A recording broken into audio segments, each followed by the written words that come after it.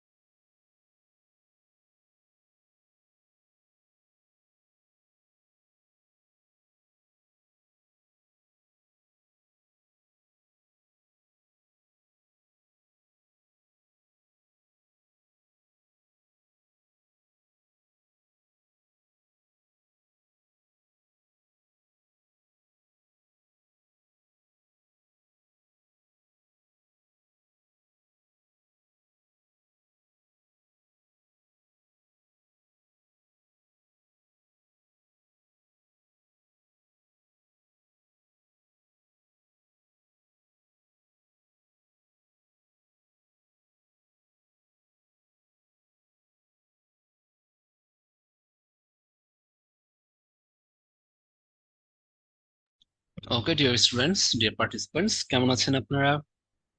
আশা করি সবাই অনেক বেশি বেশি ভালো আছেন। তো আজকে আমরা কম্পিউটার ও তথ্য প্রযুক্তির ক্লাসে আহ কথাবার্তা বলবো। তো আপনাদেরকে স্বাগত জানাচ্ছি। আমি অভ্র। তো দেখা যাক আজকে ক্লাসটায় কি করতে পারি আসলে আলটিমেটলি আমরা হুম আমরা ট্রাই করব আজকে আপনাদেরকে মোটামুটি ভালো কিছু দেয়ার। ওকে, একটা ফোন আসছে।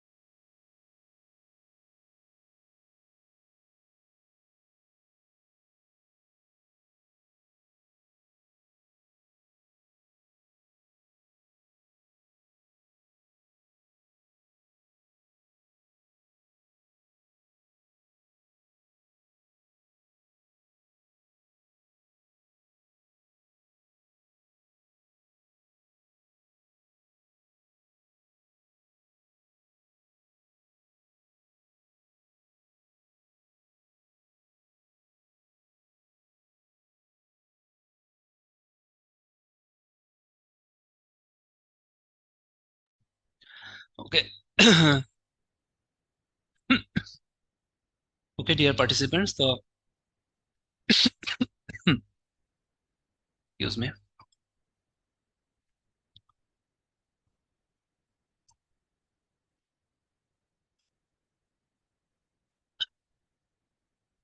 তো যে ব্যাপারটা হয়েছে, চা খাচ্ছিলাম,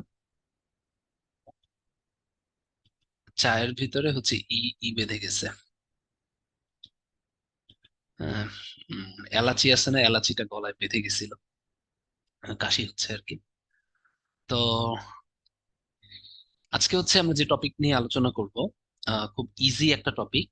দৈনন্দিন জীবনে তথ্য প্রযুক্তি, সোশ্যাল নেটওয়ার্কিং, তথ্য প্রযুক্তির বড় বড় প্রতিষ্ঠান। তার মানে আজকে যে আমাদের ক্লাস, এই ক্লাসের মধ্যে হচ্ছে আমাদের যে তথ্য প্রযুক্তির যে ব্যাপারগুলো আমরা পড়ি, যেমন হচ্ছে মনে করেন ইউটিউব, তারপরে হচ্ছে আমরা লিঙ্কডইন, তাই না? তারপরে হচ্ছে আপনার suppose IBM company, Apple company, তাই না, মাইক্রোসফট, এগুলো নিয়ে একটু বিস্তারিত বর্ণনা আমরা পড়বো, কারণ এগুলো থেকে কিন্তু কিছু কিছু কোশ্চেন আসে। আমরা যদি না বলতে পারি যে মাইক্রোসফট এর প্রতিষ্ঠাতা কে, বিল গেটস, তাই না, তখন কিন্তু একটা সমস্যায় পড়ে যাব। ঠিক আছে। তারপরে ইউটিউবের প্রতিষ্ঠাতার মধ্যে বাংলাদেশি বংশোদ্ভূত জাভেদ করিম আছেন। এটা যদি না জানি আমাদের কিন্তু সমস্যা হবে, তাই না?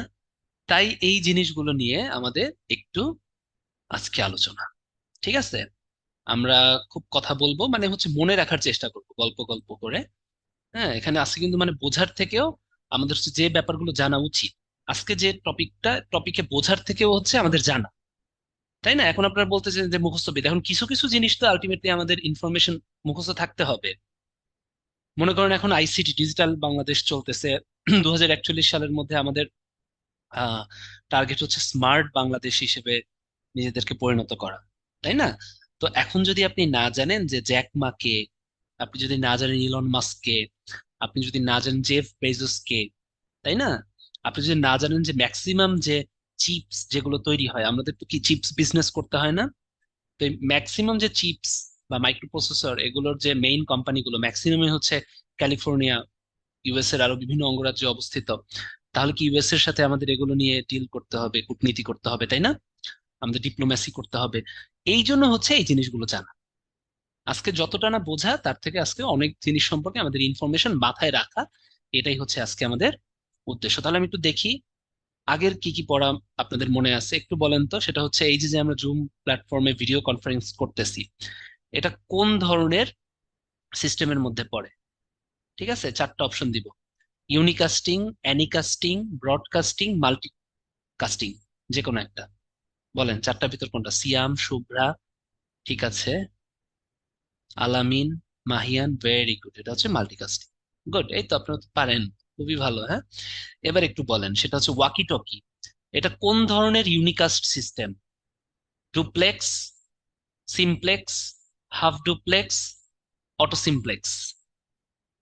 ভেরি গুড, এটা হচ্ছে হাফ ডুপ্লেক্স। এই তো আপনারা তো পারেন, ভালো স্টুডেন্ট সবাই। হ্যাঁ, ঠিক আছে। তো যাই হোক, যেহেতু আমাদের বোঝার জিনিসগুলো আমরা বেশ ভালো পারি, তো আমরা সামনে আগাই। ঠিক আছে, আর কথা না বলে একটু দেখি টেলিকনফারেন্স। টেলিকনফারেন্সিং আমরা জাস্ট তিনটা নাম পড়বো: একটা পাবলিক কনফারেন্স, একটা ক্লোজড কনফারেন্স, আর একটা হচ্ছে রিড অনলি কনফারেন্স। হ্যাঁ, পাবলিক কনফারেন্স হচ্ছে পাবলিকদের সাথে ডিল করা। ঠিক আছে, কয়েকদিন আগে ওই যে যেমন আমরা মাননীয় প্রধানমন্ত্রী বিভিন্ন ভিডিও কনফারেন্সে পাবলিকদের সাথে যে ভিডিও কনফারেন্স গুলো হয়, ওই কনফারেন্স গুলোতে আমরা দেখেছি যে মাননীয় প্রধানমন্ত্রী কনফারেন্সটা করেন, তখন মাননীয় প্রধানমন্ত্রী এদিক থেকে কথা বলেন, ওদিক থেকে কিন্তু ওর নাম কি, সুবিধাভোগী জনগোষ্ঠীর কারোর মধ্য থেকে অনেক বিভিন্ন ধরনের তথ্য বা তার অনুভূতি জানতে চাওয়া যায়, এটা একটা পাবলিক কনফারেন্স বলতে পারি। ক্লোজড কনফারেন্স মনে করেন আমরা যেটা করতেছি, ক্লোজড, তাই না? আপনারা যারা পেইড, তারাই শুধুমাত্র এখানে আমার সাথে ক্লাসটা করতে পারতেছেন। রিড অনলি কনফারেন্স, যেখানে হচ্ছে গিয়ে কনফারেন্সটা এমন হবে, সেটা হচ্ছে একটা রেকর্ড ছেড়ে দিল, ওখানে কিন্তু ওই সাইডে কোনো জীবিত মানুষ নাই, তাই না? যারা এখানে আছে সামনে, এক সাইড থেকে কিন্তু আপনারা শুধু রিড করতেছেন, কিন্তু কথা বলতে পারতেছেন না বা কমিউনিকেশন করতে পারতেছেন। তো কনফারেন্স কিন্তু তিন প্রকার: পাবলিক কনফারেন্স, ক্লোজড কনফারেন্স, আর হচ্ছে রিড অনলি কনফারেন্স। এই তিনটা কিন্তু একটু মনে রাখবেন। হ্যাঁ, আসছে যে টেলিকনফারেন্সিং কত প্রকার, টেলিকনফারেন্সিং, ঠিক আছে, ভিডিও কনফারেন্সিং, ভিডিও কনফারেন্সিং হচ্ছে এক ধরনের কি, এটা ওই টেলিকনফারেন্সিং এর একটা জিনিস। ভিডিও কনফারেন্স কি, একসাথে ইন্টারেক্টিভ টেলিযোগাযোগ, যেগুলো দুই বা ততোধিক অবস্থান থেকে নিরবিচ্ছিন্ন দ্বিমুখী অডিও বা ভিডিও সম্প্রচারের মাধ্যমে একত্রে যোগাযোগ স্থাপনের সুযোগ নেয়। ঠিক আছে, একটা ভিডিও কনফারেন্সিং এ কি কি লাগবে? ডেফিনেটলি ওয়েব ক্যামেরা লাগে, ভিডিও ক্যাপচার কার্ড লাগে, হ্যাঁ, সাউন্ড কার্ড লাগে, মানে video card, sound card, speaker লাগে, তাই না? মাইক্রোফোন লাগে, মাল্টিমিডিয়া লাগে, কম্পিউটার লাগে, মোডেম, টেলিফোন লাইন বা ইন্টারনেট সংযোগ, আর প্রয়োজনীয় সফটওয়্যার তো লাগবেই। কারণ বলেন তো, একটা কম্পিউটারের প্রাণ কি? চারটা অপশন দিব: মাইক্রোপ্রসেসর, সফটওয়্যার, হার্ডওয়্যার, উপরে সবগুলো। একটা কম্পিউটারের প্রাণ কোনটা? কম্পিউটারের প্রাণ কোনটা? মাইক্রোপ্রসেসর, সফটওয়্যার, হার্ডওয়্যার, উপরে সবগুলো? না, কম্পিউটারের প্রাণ হচ্ছে সফটওয়্যার। এবারে বলেন, কম্পিউটারের মস্তিষ্ক বা ব্রেইন কোনটা? এই তো ভুল হয়েছে শাহ হাসান, আমি তো জানতাম এই জায়গায় সবাই ঝামেলা করে। কম্পিউটারের মস্তিষ্ক কোনটা? ব্রেইন কোনটা? ব্রেইন অফ কম্পিউটার কাকে বলা হয়? এই দুটো কিন্তু একদম বিসিএস এ আসে। ভেরি গুড, সিপিইউ অথবা মাইক্রোপ্রসেসর, বিকজ সেন্ট্রাল প্রসেসিং ইউনিটই আলটিমেটলি মাইক্রোপ্রসেসর। ঠিক আছে, সোমা এশা, এই দুটো কিন্তু প্যাচ লাগে। কম্পিউটারের প্রাণ হচ্ছে সফটওয়্যার, আর কম্পিউটারের ব্রেইন বা মস্তিষ্ক হচ্ছে সিপিইউ অথবা microprocessor, because CPU is means, CPU বা central processing unit means microprocessor. Okay, মনে থাকে যেন, ঠিক আছে? তাহলে ভিডিও কনফারেন্সিং এ যে সমস্ত সফটওয়্যার আমরা ইউজ করি সাধারণত, স্কাইপ ইউজ করি, তাই না? ইয়াহু মেসেঞ্জার ইউজ করা হয়, ক্লিক মিটিং, জুম মিটিংটা সব থেকে বেশি ইউজ করা হয়, তাই না? তাহলে এগুলোর নাম কিন্তু পড়তে হবে: click meeting, join dot meeting, হ্যাঁ, ring control office, because video conferencing এর উপরে আপনার অনেক কাজ করতে হবে। ঠিক আছে, আর মোবাইল ভিডিও চ্যাটিং এ ইউজ হয়, আমরা সবাই জানি, স্কাইপ, ভাইবার, ট্যাঙ্গো, ইমো। ট্যাঙ্গোটা মনে থাকে না, এটা মনে রাখেন, কিন্তু একটা ভিডিও কনফারেন্সিং। আর আপনি যখন ভিডিও মানে ভিডিও চ্যাটিং আর ভিডিও কনফারেন্স যখন করবেন, আমরা জুম মিটিং তো জানি, এর সাথে join dot me, ring control office, e voice, Yahoo Messenger, click meeting, Skype, এগুলো কিন্তু খুব ইম্পর্টেন্ট। ঠিক আছে, একটু দাঁড়ান, হ্যাঁ, একটু আমার ইটা একটু বন্ধ করে আসি। হোয়াটসঅ্যাপটা হচ্ছে মেসেজ আসতেছে।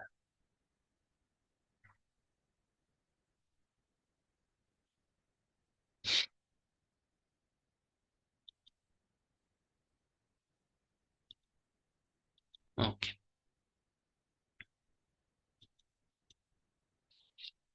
ঠিক আছে। ওয়েবিনার, হ্যাঁ, ইন্টারনেটের মাধ্যমে যে সেমিনার হয়ে থাকে এটাকে ওয়েবিনার বলা হয়। আপনাদের অনেকেই বলেন যে ওয়েবিনার কি, পরীক্ষায় আসে ওয়েবিনার কি, আমি এখন অপশন দিলাম, বলেন ওয়েবিনার কোনটা? এক,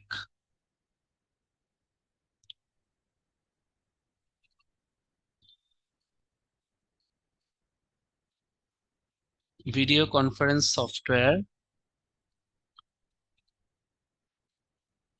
দুই, video conference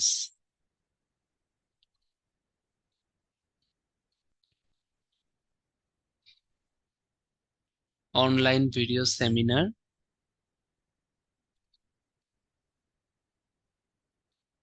offline video seminar. বলেন কোনটা হবে? এক, দুই, তিন, অনেক ভুল করেন আপনারা। ওয়েবিনার কি? দেখি বুদ্ধি করে বলেন।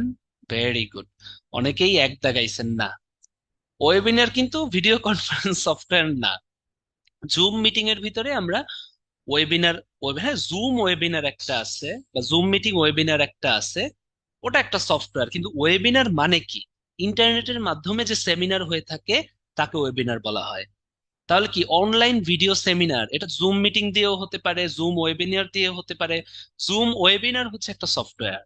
কিন্তু যখন বলবে শুধু ওয়েবিনার, কথাটা কি? ওয়েবিনার কথাটার মানে কিন্তু অনলাইন সেমিনার।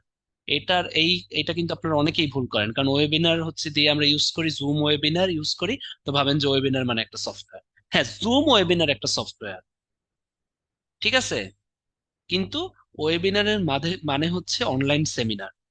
ঠিক আছে, ইন্টারনেটের মাধ্যমে যে কোনো সেমিনার, এটা যে কোনো অ্যাপ দিয়ে হতে পারে, ওটার মানেই হচ্ছে ওয়েবিনার। ওকে, তাহলে এটার উত্তর কি হবে? Online video seminar. ঠিক আছে, মনে থাকে যেন। ওকে, অনলাইন সেমিনার। ওকে, এটা যেন মনে থাকে। এক দেশ কি? বাংলাদেশের প্রথম ক্রাউড ফান্ডিং প্ল্যাটফর্ম।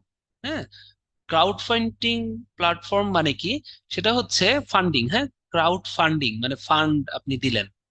হ্যাঁ, এটা হচ্ছে বাংলাদেশের এমন একটা প্ল্যাটফর্ম, যে প্ল্যাটফর্মের জন্য যখন কোনো সহায়তা বা যখন কোনো হেল্প করা হবে মাস পিপলকে, তখন হচ্ছে কি এই অ্যাপের মাধ্যমে আমরা যে কোনো আর্থিক অনুদান বা আর্থিক সাহায্য এই ফান্ডে আমরা পৌঁছে দেব। ঠিক আছে? তার মানে কি, এটা সাধারণত ইউজ করা হয় কয়েকটা, যে ক্রাউড ফান্ডিং এক দেশ কি, প্রথম কথা হচ্ছে এক এক দেশ হচ্ছে ক্রাউড ফান্ডিং। ক্রাউড মানে কি? মাস পিপল। ক্রাউড মানে কি? ভিড়, তাই না? মাস পিপলের জন্য একটা ফান্ডিং। ঠিক আছে, সাধারণত আর্থিক অনুদান বা আর্থিক তহবিল যোগান দিতে, হ্যাঁ, সাধারণ মানুষদের জন্য যে কোনো জায়গায় আমরা এই ক্রাউড ফান্ডিং প্ল্যাটফর্ম গুলো ইউজ করি। তো বাংলাদেশে একটা ক্লাউড ফান্ডিং প্ল্যাটফর্ম হচ্ছে ক্রাউড ফান্ডিং প্ল্যাটফর্ম হচ্ছে হচ্ছে আমাদের এক দেশ। ঠিক আছে, যেমন উপবৃত্তি দেয়া, দরিদ্র ভাতা দেওয়া, এই প্ল্যাটফর্মের মাধ্যমে কিন্তু আমরা ইজিলি, বা কোনো জায়গায় দুর্যোগ হলো ওখানে ত্রাণের জন্য ত্রাণ অনুদান দেয়া, এইটা ইউজ করে আমরা টাকাটা দিয়ে দেবো। যদি আমরা হাতে হাতে টাকা দেই, তাহলে দেখা যায় যে মধ্যস্বত্বভোগী, তাই না, যারা দালাল শ্রেণী বলি, তারা কিন্তু টাকাটা মেরে দিতে পারে। সেই জন্য সরাসরি যাতে এই প্ল্যাটফর্মের মাধ্যমে জনগণরা টাকা পায়। তাহলে কি, এটা কিন্তু পরীক্ষায় আসে। এক দেশ হচ্ছে একটা ক্রাউড ফান্ডিং। ফান্ডিং মানে কি? তহবিল। আর ক্রাউড মানে কি? পিপল, তাই না? ভিড়, ক্রাউড, তাদের জন্য আর্থিক অনুদান বা তহবিলের জন্য এই অনলাইন প্ল্যাটফর্মটা ইউজ করা হয়, নিরাপদ ও নিশ্চয়তার সাথে পৌঁছে যাবে। ঠিক আছে, এটাই হচ্ছে এক দেশ, এটা ক্রাউড ফান্ডিং প্ল্যাটফর্ম। পরীক্ষায় কিন্তু আসে, এম দিয়ে দেয়া মানে আসবে। পরীক্ষায় আসলে যদি এক দেশ না পারেন, ওয়েবিনার না পারেন, তখন কিন্তু মাইর হবে। হ্যাঁ, এই দুইটা কিন্তু আসে। ই জিপি, ইতে হচ্ছে ইলেকট্রনিক। যখনই ই কথাটা থাকবে ইলেকট্রনিক, হ্যাঁ, এটা একটু বলি, বুঝাই দেয়। হ্যাঁ, ইলেকট্রনিক। আর জিতে হচ্ছে গভর্নমেন্ট, আর পিতে হচ্ছে প্রকিউরমেন্ট। প্রকিউরমেন্ট কথাটার মানে কি? Electronic, government, procurement. গভর্নমেন্ট কি? সরকারি। প্রকিউরমেন্ট কথাটার মানে হচ্ছে কেনা। হ্যাঁ, প্রকিউরমেন্ট কথাটার বাংলা হচ্ছে ক্রয়, পারচেস, বাই। পারচেস অথবা কি বাই, আপনি একটা জিনিস কিনতেছেন। ঠিক আছে, তো গভর্নমেন্ট যখন কোনো কিছু কিনে, অফিসিয়ালি কোনো কিছু কেনাকে বলা হয় বাই না বলে বা পারচেস না বলে আমরা বলি প্রকিউরমেন্ট। হ্যাঁ, কথাটা একটু কঠিন লাগতে পারে, কিন্তু প্রকিউরমেন্ট কিছুই না, সেটা হচ্ছে কেনা বেচা। কেনা বেচা না মানে কেনা, ক্রয়। হ্যাঁ, প্রকিউরমেন্ট মানে হচ্ছে ক্রয়। তাহলে ই গভর্নমেন্ট হচ্ছে এমন একটা অনলাইন প্ল্যাটফর্ম, এটার মাধ্যমে গভর্নমেন্ট সহজেই কোনো কিছু কিনতে পারবে। মনে করেন এখানে ডাক্তার আছে, কে কে চ্যাট বক্সে একটু লিখে জানান যে আমি ডক্টর।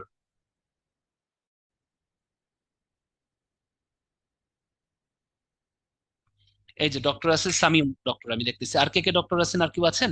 তো মনে করেন যে আপনি ডাক্তার, আপনি একটা হসপিটালে আপনি হচ্ছে পোস্টিং পাইলেন। হ্যাঁ, আপনি পোস্টিং পাওয়ার পরে উপজেলা হেলথ কমপ্লেক্সে ফার্স্টে পোস্টিং হবে সহকারী সার্জনদের। এরপরে হচ্ছে আপনাকে যে কোনো একটা কমিউনিটি ক্লিনিকে হয়তো বা সপ্তাহে 3 দিন বা 2 দিন বা ক্ষেত্র বিশেষে একদিন ডিউটি করা লাগতে পারে। এখন আপনি একদিন ডিউটি করতে গেলেন, যে দেখলেন যে ওখানে অনেক ইকুইপমেন্ট কেনা লাগবে, যেমন স্যালাইন সেট, তাই না, ট্রান্সফিউশন সেট কেনা লাগতে পারে, ইনফিউশন সেট কেনা লাগতে পারে। এটা আমি যারা নন মেডিকেল তাদের জন্য নর্মাল আমি বলি যে ইনফিউশন সেট মানে স্যালাইন সেট কেনা লাগতে পারে। আপনার আইভি ক্যানুলা সেট কেনা লাগতে পারে, তাই না, রাইলস টিউব কেনা লাগতে পারে। তো এগুলো কিনতে হবে, কারণ ওখানে আপনি সেবা দিবেন। কারণ কমিউনিটি ক্লিনিকে কিন্তু আপনি হেড, একদম জয়েন করেই কিন্তু আপনি কমিউনিটি ক্লিনিকের হেড হতে পারবেন। তাহলে এগুলো কেনা লাগবে। এখন যখন সরকারির যে কোনো কিছু কেনায় একটা গভর্নমেন্ট রুল মানতে হয়। ওই গভর্নমেন্ট যে রুলস ওয়াইজ গভর্নমেন্ট কোনো সরকারি প্রতিষ্ঠানের জন্য যে কেনাকাটা করে, ওটাকেই বলা হয় প্রকিউরমেন্ট। এখন ওই জিনিসটা যদি হাতে হাতে কেনাকাটা হয় বা লোকালি কেনাকাটা হয়, তাহলে কিন্তু দুর্নীতির একটা ব্যাপার থাকতে পারে।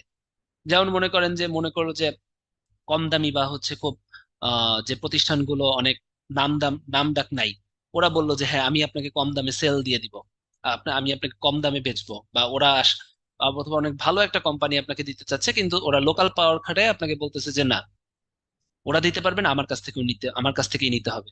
তখন কি, আপনি কেবলমাত্র জয়েন করলেন।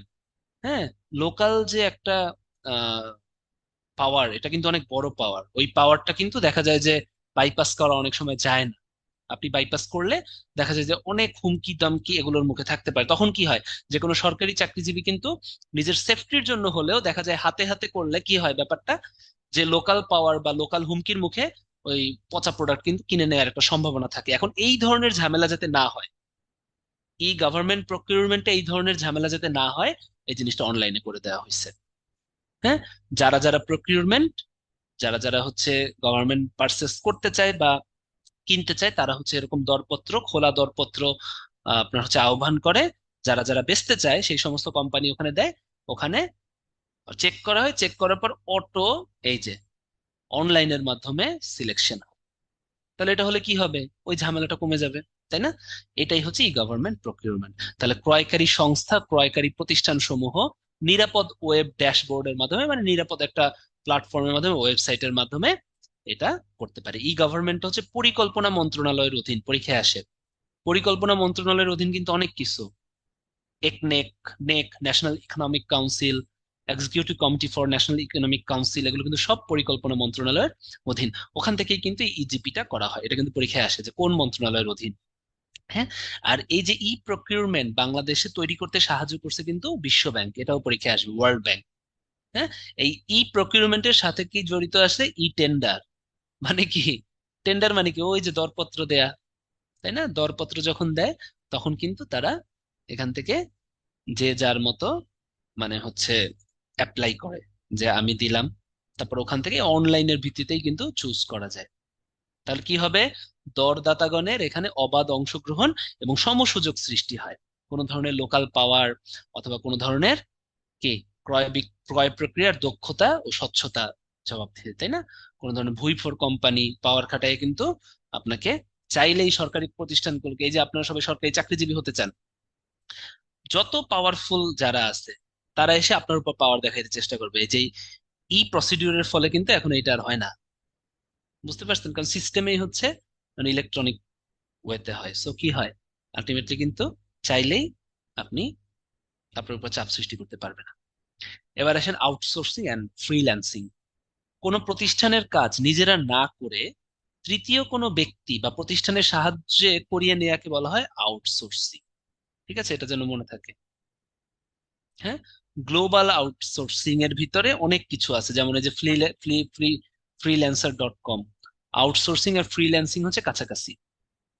হুম, যেমন ওই যে অগমেডিক্স নামে ঢাকায় একটা প্রতিষ্ঠান আছে, চিনেন? অগমেডিক্স, এটা নাম শুনছেন? পান্থপথ, পান্থপথে কি ওটার, হ্যাঁ পান্থপথে তো অগমেডিক্স, নাম শুনছেন? হুম, অগমেডিক্সে কি হয়, অগমেডিক্সে হচ্ছে আহ রেকর্ড রাখা কিন্তু খুব বেশি ইম্পর্টেন্ট। যে কোনো কাজে রেকর্ড রাখাটা খুব ইম্পর্টেন্ট। ফার্স্ট ওয়ার্ল্ড কান্ট্রি যেগুলো আছে, আমরাও রেকর্ড রাখি, কিন্তু আমাদের রেকর্ডটা কি হাতে রাখা, তাই না?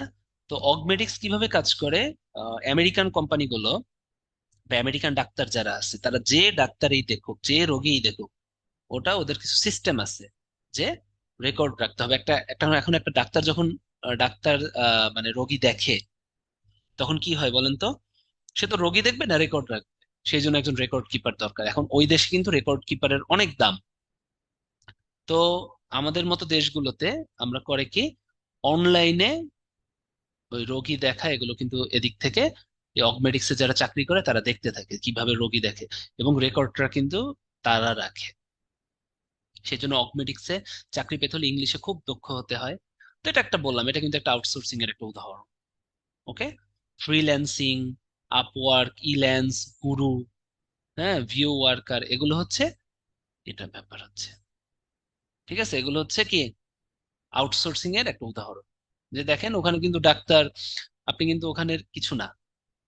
হ্যাঁ, ওই ডাক্তার কিন্তু অগমেডিক্স দিয়ে কাজ করে নিচ্ছে, তাহলে এটা কি আউটসোর্সিং। ঠিক আছে, আর নির্দিষ্ট কোনো আউটসোর্সিং এর মতোই অনলাইনে একটা কাজ করার একটা প্ল্যাটফর্ম হচ্ছে ফ্রিল্যান্সিং। নির্দিষ্ট কোনো প্রতিষ্ঠানের অধীনে না থেকে স্বাধীনভাবে কাজ করাকে বলা হয় ফ্রিল্যান্সিং। ঠিক আছে, যারা ফ্রিল্যান্সিং করে তারা হচ্ছে ফ্রিল্যান্সার। ঠিক আছে, তাহলে দেখেন এই যে আপনি কিন্তু স্বাধীনভাবে কাজ করতেছেন। হ্যাঁ, আউটসোর্সিং এর একটা উদাহরণ বলা যায় ফ্রিল্যান্সিং। মনে করেন যে কোনো প্রতিষ্ঠান আপনি কিন্তু ওই প্রতিষ্ঠানের না, আপনি ইচ্ছা করলে অনেকগুলো প্রতিষ্ঠানে কাজ করেন, যেমন ফ্রিল্যান্সিং এ যারা কাজ করে, ও যে অ্যাড, তাই না? আমার এক সম্পর্কে যতটুকু জানি আর কি, ওই যে বিভিন্ন ধরনের অ্যাড দেওয়ার জন্য কিন্তু ফ্রিল্যান্সার হায়ার করা হয়, যে একটা নির্দিষ্ট পরপর কি অ্যাড দেওয়া হয়, এই অ্যাড গুলো আপনি হচ্ছে যতক্ষণ মোবাইল চালাবেন ততক্ষণ অ্যাড হবে, এরকম সিস্টেম সিস্টেম থাকে আর কি। তাহলে আপনি কিন্তু ওই প্রতিষ্ঠানের না, আপনি চাইলে কিন্তু প্রাণেরও ফ্রিল্যান্সার হতে পারেন, আবার চাইলে আপনি কিসের আরএফএল ও ফ্রিল্যান্সার হতে পারেন, আপনি চাইলে কিন্তু ওদিকে আহ, কি বলবো, বাটারও ফ্রিল্যান্সার হতে পারেন, বিভিন্ন কোম্পানির ফ্রিল্যান্সার কিন্তু আপনি হতে পারেন, তাই না? তাহলে আপনি কিন্তু নির্দিষ্ট প্রতিষ্ঠানের না, আপনি চাইলে অনেকগুলো প্রতিষ্ঠানের অধীনে স্বাধীনভাবে কাজ করতে পারেন প্রতিষ্ঠানের জন্য। ঠিক আছে, এটা হচ্ছে ফ্রিল্যান্সিং। তাহলে আউটসোর্সিং আর ফ্রিল্যান্সিং কিন্তু কাছাকাছি। ঠিক আছে, এটা কিন্তু আসে কোনো প্রতিষ্ঠানের কাজ নিজেরা না করে তৃতীয় কোনো ব্যক্তি দিয়ে যদি কাজ করে, ওটা হচ্ছে আউটসোর্সিং। হ্যাঁ, আর ওই তৃতীয় কোনো ব্যক্তিটা যদি নির্দিষ্ট প্রতিষ্ঠান, মানে আউটসোর্সিং এর একটা পার্ট হচ্ছে ফ্রিল্যান্সিং, ওই নির্দিষ্ট কোনো ব্যক্তিটা যদি কোনো প্রতিষ্ঠানের অধীনে না থেকে, ঠিক আছে, সম্পূর্ণ স্বাধীন থাকে, সে ইচ্ছা মতো বিভিন্ন কোম্পানিতে কাজ করতে পারে, সেটাই হচ্ছে গিয়ে ফ্রিল্যান্সিং। বোঝা গেছে? এই দুটো কিন্তু আসে, আউটসোর্সিং কি আর এই কি। হ্যাঁ হ্যাঁ, জিপি রবি এগুলোরও, এরাও হচ্ছে ফ্রিল্যান্সিং নেয়। এই তো রোকায়া বলছে, মেডিকেল ডকুমেন্টেশন বা মেডিকেল রেকর্ডিং এর কাজ, রেকর্ডের কাজ আর কি। ই লার্নিং কি, ইলেকট্রনিক লার্নিং, ই কথাটা থাকলে এটা হচ্ছে ইলেকট্রনিক। হ্যাঁ, ইলেকট্রনিক প্রযুক্তি নির্ভর শিক্ষা ব্যবস্থা। এটার মাধ্যমে হচ্ছে অনলাইনের মাধ্যমে কোর্স প্রোগ্রাম ডিগ্রি প্রদান করা হয়। সরকারি ইবুক ওয়েবসাইট হচ্ছে www.ebook.gov.bd, মনে থাকে যেন।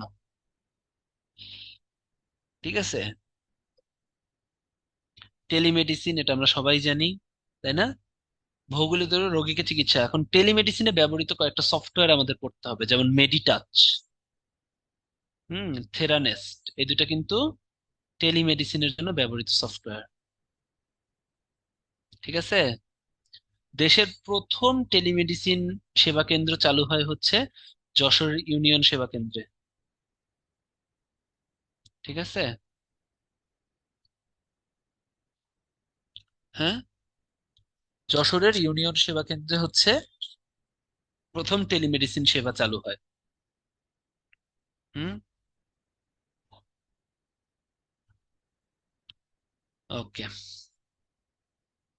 যশোরের ইউনিয়ন সেবা কেন্দ্র, এটা মনে থাকে যেন, ইউনিয়ন পর্যায়ে যশোরে। হ্যাঁ, ওকে, ইলেকট্রনিক হেলথ কার্ড এগুলো দরকার নাই। ইলেকট্রনিক হেলথ কার্ড ব্যবস্থা বাংলাদেশে প্রথমবারের মতো চালু হয় হচ্ছে 2020 সালে। ইলেকট্রনিক হেলথ কার্ড এটা খুব সীমিত পরিসরে চালু হয় আর কি। ঠিক আছে, এখন চালু করার চেষ্টা করতেছে। ই তথ্য কোষ, হ্যাঁ, বাংলাদেশের সব তথ্য একটা প্ল্যাটফর্মে www.bangladesh.gov.bd। হ্যাঁ, এটার নাম হচ্ছে বাংলাদেশ জাতীয় তথ্য বাতায়ন। এই বাংলাদেশ জাতীয় তথ্য বাতায়ন 25,000 ওয়েবসাইটের সমন্বয়ে গঠিত। এর ভিতরে কিন্তু হেলথ সেক্টর, মেডিকেল সেক্টর, মানে হেলথ সেক্টর, তারপরে হচ্ছে defence sector, administration sector, police sector, medical college, varsity, হ্যাঁ, সরকারি নর্মাল, মানে যে কলেজগুলো আছে, ডিগ্রি কলেজ বা সরকারি কলেজ, প্রত্যেকটার কিন্তু ওয়েবসাইট আছে, মানে যত সরকারি প্রতিষ্ঠান আছে এই জাতীয় তথ্য বাতায়নে কিন্তু আছে। ঠিক আছে, ওটার কি www.bangladesh.gov.bd। ঠিক আছে, ওকে। এবার একটা কোশ্চেন আমি করব, বলেন তো, ইউডিসি এটার ফুল মিনিং কি? এটা পরীক্ষায় আসে।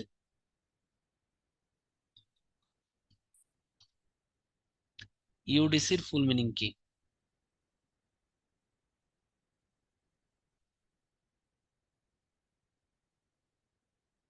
ইউনিয়ন ডিজিটাল সেন্টার, এটা একটু মনে রাখবেন। ঠিক আছে,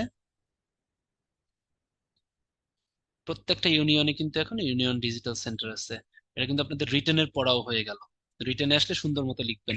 এই ইউনিয়ন ডিজিটাল সেন্টার গুলোতে অনেক সেবা দেওয়া হয়, বাংলাদেশের প্রত্যেকটা ইউনিয়নে আছে। যেমন মনে করেন যে অনলাইন ভর্তি, হ্যাঁ, অনলাইন ভর্তি, যত কার্যক্রম, সাবমিট, তাই না? ঠিক আছে, অনলাইন ভর্তি কি, ভর্তির পুরা আবেদন না, অনলাইন ভর্তির আবেদন কার্যক্রম যেটা আর কি, এগুলো এখানে চালু আছে। হ্যাঁ, তারপরে অনলাইন রেজাল্ট দেখা, ঠিক আছে। তারপরে লাইক ইউটিলিটি বিল যেগুলো আছে এগুলো দেওয়া যায়। ইউটিলিটি বিল মানে কি? যেমন ইলেকট্রিসিটি বিল, এগুলো। তারপরে এনআইডি বিষয়ক যত কাজ আছে, এনআইডি সেবা, হ্যাঁ, এই সমস্ত জিনিস কিন্তু এই ইউডিসি থেকে দেয়া হয়। ওকে, খুবই ইম্পর্টেন্ট। ইউনিয়ন ডিজিটাল সেন্টার প্রত্যেকটা ইউনিয়ন পরিষদে আছে।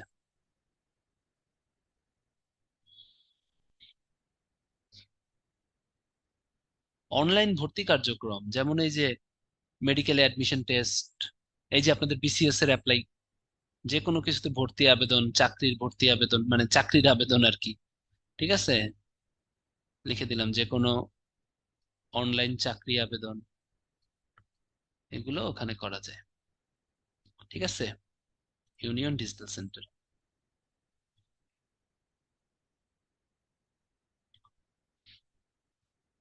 আসেন, ই কমার্স। হ্যাঁ, ই কমার্স মানে হচ্ছে ইলেকট্রনিক কমার্স। এটা কাদের কাদের মধ্যে হতে পারে? চারটা ভাবে হতে পারে: B to C, B to B,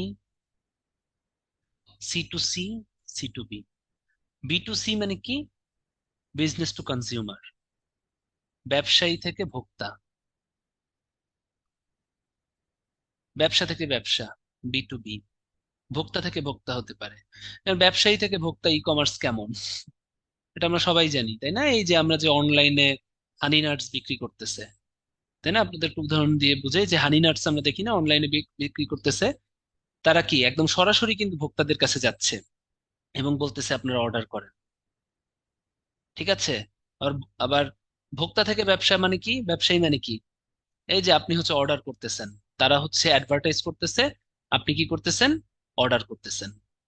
তাহলে কনজিউমার টু বিজনেস, আপনি একদম সরাসরি ব্যবসায়ীর সাথে যোগাযোগ করতে বলতেছেন, তারে বলতেছেন হানি নাটস দেখান আমাকে, এগুলো কি প্রিমিয়াম কোয়ালিটির হানি নাটস, এর ভিতর কি কাজু বাদাম আখরোট সব আছে, না আলটিমেটলি দেখা যায় যে চীনা বাদামের পরিমাণ বেশি, কাজু বাদামের পরিমাণ কম, আর হচ্ছে কি আমন্ড বাদামের পরিমাণ একটু বেশি, ঠিক আছে। এটা কি আসলে প্রিমিয়াম নাকি? এর ভিতরে যে কিসমিস গুলো ইউজ করতেছেন, কিসমিস গুলো কি ফ্রেশ নাকি, তাই না? আপনি কিন্তু জিজ্ঞেস করতেছেন সরাসরি ব্যবসায়ীকে। তাহলে দেখেন ই কমার্স, তাহলে ব্যবসায়ী থেকে ভোক্তা, ভোক্তা থেকে ব্যবসায়ী হলো ই কমার্স। চার প্রকার, এটা মনে রাখতে হবে, হ্যাঁ। আর দুইটা কি?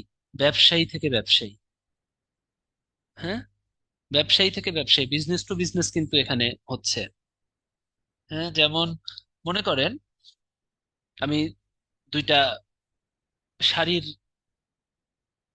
আছে, অনলাইনে কিন্তু পাইকারি শাড়ি বেচে এরকম মানুষও আছে, পাইকারি জামদানি শাড়ি মাঝে মধ্যে দেখবেন যে মাঝে মধ্যে নিউজ ফিডে আসে। গাড়িওয়ালা একজন ভদ্রলোক, রূপগঞ্জ, ওখানে হচ্ছে ই করে, পাইকারি শাড়ি বেচে। তো বলে যারা যারা অনলাইন বিজনেস করেন তারাও আমার কাছ থেকে কিন্তু পাইকারি ভাবে শাড়ি কিনে নিয়ে যেতে পারেন, ঠিক আছে, বলে। এবং আপনাদের অনেকের শাড়ির পেজ থাকতে পারে, আমি জানি না, অনেকেরই কিন্তু শাড়ির পেজ থাকে, তাই না, বিভিন্ন টাইপের। তখন আপনারা করেন কি, ওই ব্যবসায়ীর কাছ থেকে শাড়ি কিনে আনেন এবং এসে আরো ডাবল দামে বেচেন, তাই না? এই জিনিসে কিন্তু এটাই হচ্ছে ব্যবসায়ী থেকে ব্যবসায়ী, মানে পাইকারি ব্যবসায়ী এবং খুচরা ব্যবসায়ীর ভিতরে কিন্তু অনলাইনে যোগাযোগ হচ্ছে, তাই না? অনেক জায়গায় কিন্তু এখন মাঝে মধ্যে নিউজ ফিডে দেখবেন দেখা যায় যে বলে যে আপনারা পাইকারিও আমার কাছে, আর পাইকারি ব্যবসায়ীও অনলাইনে চলে আসছে, যার কাছ থেকে খুচরা অনলাইন ব্যবসায়ীরা কিনতেছে, ঠিক আছে। হ্যাঁ, এটা কিন্তু হচ্ছে ভোক্তা থেকে ভোক্তা। এই যে এখন মনে করেন আমি কাকে দিয়ে বুঝাবো, এখান থেকে দুইজন নেই। হুম, আলামিন আর হচ্ছে ফিরোজ, হ্যাঁ, দুইজন, এরা হচ্ছে হানিনাট খাচ্ছে। তো মনে করেন যে একটা অনলাইন পেজ থেকে হানিনাট নিয়ে সে কমেন্ট দিল যে না, হানিনাটসটা আসলেই প্রিমিয়াম কোয়ালিটির, এত ভালো হানিনাটস যে রাতে বেলা এক চামচ খেয়ে তারপরে আমি প্রচুর কাজ করতে পারি, ঠিক আছে, সারা রাত আমি ঘুমাই না, সারা রাত আমি কাজ করি, বই পড়ি আর কি, ঠিক আছে। কি হানি নাটস অনেক এনার্জি দেয় না? যে বিসিএস এর জন্য খুব ভালো, 2 চামচ হানি নাটস খায়া মনে করেন ফিরোজ ভাই সারা রাত বই পড়ে, সে ওটা কমেন্ট করলো কোথায়? ওই পেজের ভিতরে যেখান থেকে কিনছে। ওইটা দেখলো কে? আলামিন ভাই দেখলো। আলামিন ভাই বললো, আচ্ছা 9 মার্চ তো আমাদের বিসিএস পরীক্ষা প্রিলি, আমি এখন কি করব? আচ্ছা, এত সুন্দর রিভিউ যেহেতু দিছে, তাহলে আমিও কিনে নেই। তাহলে দেখেন, ভোক্তা থেকে ভোক্তার ভিতরেও কিন্তু একটা কে সম্পর্ক চলে আসতেছে। ঠিক আছে, এটাই হচ্ছে ই কমার্সের প্রকারভেদ। মনে থাকবে, মনে থাকবে। এবং যাদের বিসিএস সামনে, you can try honey nuts. আমি কিন্তু এটা দুষ্টামি করে বা মজা করে বলি নাই। খুবই এনার্জেটিক একটা জিনিস। আপনার হানি নাটস কেনার দরকার নাই পেজ থেকে। আপনি যে কোনো দোকানে যাবেন, আপনি কাজু বাদাম কিনবেন, আপনি আমন্ড বাদাম যদি চান কিনবেন। আপনি কিন্তু যেটা কথা সেটা হচ্ছে গ্যাস হয়, খোসা সহ বাদাম খেলে গ্যাস হয়। তা আপনি আমন্ড বাদাম কিনলে খোসাটা আম্মুরে দিয়া বা যদি ওয়াইফ থাকে তাকে দিয়ে অথবা কাজের লোক দিয়ে ফেলে নিবেন। চীনা বাদামেরও কখনো খোসা সহ খাবেন না, গ্যাস হয়। ঠিক আছে, খোসা ছাড়া খাইলে বাদামে কোনো সমস্যা নেই। এবং ওটা মধু দিয়ে মিশিয়ে খাবেন, প্রচুর এনার্জি, এবং রাতের বেলা আসলেই অনেক রাত জায়গা পড়তে পারবেন। ঠিক আছে, কারণ কি বলেন তো, হানি খাইলে যে সুবিধাটা হয়, হানির ভিতরে গ্লুকোজ যেটা থাকে, আমাদের ব্রেইনের একমাত্র খাবারই হচ্ছে গ্লুকোজ। সো খুবই ভালো, আপনাকে একদম ইনস্ট্যান্ট এনার্জি দিবে। এবং বাদাম কিন্তু আমাদের স্মরণ শক্তির জন্য খুব ভালো। ঠিক আছে, আপনার নিউরন পড়ছেন, নিউরনের ভিতরে মায়ালিন শীট থাকে, হ্যাঁ?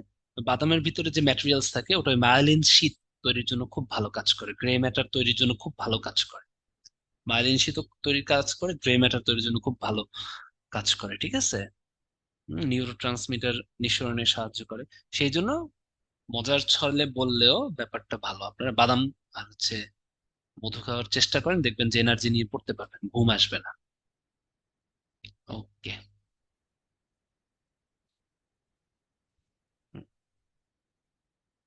আপনি যখন খুশি তখন খাইতে পারেন, কোনো সমস্যা নেই। হ্যাঁ, এবারে হচ্ছে বললাম বিভিন্ন বড় ধরনের ই কমার্স সাইট, বললাম না আমরা পড়তে হবে। ঠিক আছে, অ্যামাজন তো আমরা সবাই জানি। কতটুকু পড়বেন? বেশি না। বিশ্বের সব থেকে বড় ই কমার্স সাইট হচ্ছে অ্যামাজন ডট ডট কম, তাই না? সব দেশেই কিন্তু আছে অ্যামাজন ডট কম। ঠিক আছে, বিশ্বের সব থেকে বড় ই কমার্স সাইট। ঠিক আছে, ম্যাক্সিমামই দেখবেন যে ইউএসএ তে। হ্যাঁ, এটা একটু দেখবেন, সদর দপ্তর ইউএস এর ওয়াশিংটনে, সিয়াটলে অবস্থিত। ঠিক আছে, এটা একটু ইম্পর্টেন্ট। সালটা একটু দেখতে পারেন, 1994 সালে ই হয়। এবং জেফ বেজোস, হ্যাঁ, জেফ বেজোস হচ্ছে অ্যামাজন ডট কম এর মালিক বা হচ্ছে ফাউন্ডার আর কি। এতটুকু, আর তেমন কিছু না। হুম, এই যে যে ব্যাপারটা, তাই না? এরা অনেক কিছু বিক্রি করতে থাকে, সিডি ভিডিও থেকে শুরু করে অর্নামেন্টস, খেলনা, খাবার, ড্রেস। হ্যাঁ, এগুলোই তো আপনারা জানেন। ইলেকট্রনিক যে আপনার অ্যাক্সেসরিজ আছে, ওগুলো, এগুলো কিন্তু ইউজ করে। ঠিক আছে, এগুলো তেমন কিছু লাগবে না পড়া। কিছু আন্তর্জাতিক শিপিং অফার করে থাকে। আর অ্যামাজনের প্রাক্তন নামটা পড়বেন, ক্যাডাব্রা বা ইনক। ঠিক আছে, আগে এটা ছিল ক্যাডাব্রা আর ইনক নামে। Alibaba dot com, very very important, এটাও কিন্তু একটা multinational e commerce site. ঠিক আছে, এরা পাইকারি ইন্টারনেট প্রযুক্তি। এত কিছু লাগবে না, খালি সালটা পড়বে 1999। সব তো না, অ্যামাজন ডট কম কত? 1994। আলিবাবা ডট কম 1999 লাগবে। হুম, তার থেকে বেশি লাগবে যে আলিবাবা ডট কম, কে এটা আমরা সবাই জানি, জ্যাক মা, তাই না? আলিবাবা ডট কম যেটা আছে এটা প্রতিষ্ঠিত করে। ঠিক আছে, এর প্রধান নির্বাহী বা ফাউন্ডার্স হচ্ছে জ্যাক মা। ঠিক আছে, ওকে। আরব্য রজনীর আলিবাবা চরিত্র থেকে নামকরণ করা হয়েছে। ঠিক আছে, আলিবাবা থেকেই কিন্তু এটা নামকরণ করা হয়েছে। আর তেমন কিছু লাগবে না আলিবাবা থেকে। ওয়েলএক্স ডট কম দরকার নেই, এটা জাস্ট যদি আপনাদের ইচ্ছা করে একবার রিডিং পড়তে পড়বেন, খুব একটা দরকার নেই। দারাজ ডট কম এটা দেখতে পারেন। এটা কিন্তু চীনা মালিকানাধীন অনলাইন মার্কেট প্লেস। হ্যাঁ, আপনারা অনেকেই দারাজ যেহেতু বাংলাদেশি ইউজ করেন, একবার একটা পরীক্ষা আসছিল, সবাই মিলে বাংলাদেশ লিখে দিছে। হ্যাঁ হ্যাঁ, এটারই আন্ডারে অ্যামাজন প্রাইম। বাংলাদেশেও এই কার্যক্রম চালু আছে। ঠিক আছে, তাহলে আলিবাবার দারাজ দুইটা কি চীনা কোম্পানি। ঠিক আছে, হ্যাঁ। আর দারাজটা কিন্তু আলিবাবার যে কোম্পানি, ওরা কিনে নেয়। তো যাই হোক, আপনাদের শুধু দেশটা আসে, এটা ভুল করেন। চায় না, এটারই তারিখ পড়া দরকার নেই যে কত সালে এটা, এত দরকার নেই, সব লাগবে না। রকমারি dot com, very very important. বাংলাদেশে রকমারি ডট কম, এটা খুবই খুবই খুবই ইম্পর্টেন্ট। হ্যাঁ, আনুষ্ঠানিকভাবে যাত্রা শুরু করে 2012 সালে, এটা একটু দেখবেন।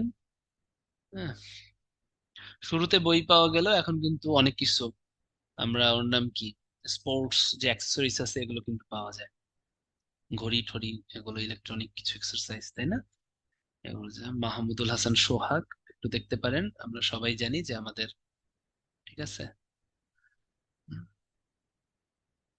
দেখতে পারেন 2012 সাল থেকে শুরু হয়। ফুড পান্ডা আসার মতো কোশ্চেন, কারণ সবাই ইউজ করি, তাই না? আসার মতো কোশ্চেন।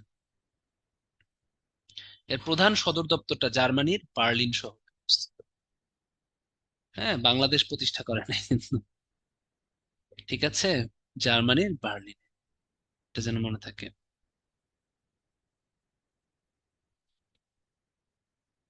সদর দপ্তরটা আর কি, হ্যাঁ, সদর দপ্তরটা শুধু শুধু পড়েন, এটা কিন্তু অনেক জায়গায় হচ্ছে এটাই করছে আর কি।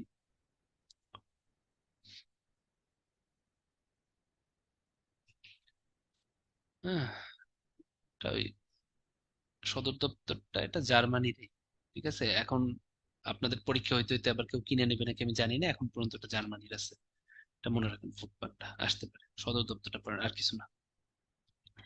এক শপ, এটা রিডিং করবেন, দরকার নাই। হ্যাঁ, এটা, সরি, দরকার আছে, এটা কি বলতেছি, দরকার নাই। হ্যাঁ, এটা খুবই ইম্পর্টেন্ট, ভিতর থেকেই পড়াইতে হবে, একটু বলি। অ্যাক্সেস টু ইনফরমেশন বা A2I, এর উদ্যোগ হচ্ছে এক শপ, তো এটা তো লাগবেই। A2I কি, তাই না? A2I, access to information. হুম, কিন্তু বর্তমানে কিন্তু A2I মানে অ্যাক্সেস টু ইনফরমেশন না, একটু বলেন তো A2I এর বর্তমান মিনিং মিনিং কি, পরীক্ষা কিন্তু আসে।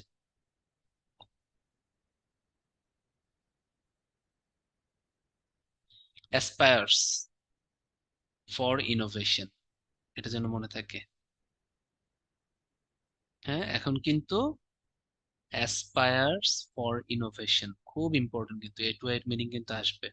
অ্যাক্সেস টু ইনফরমেশন আগে ছিল, এখন কিন্তু ইনোভেশন নিয়ে এটা কাজ করে।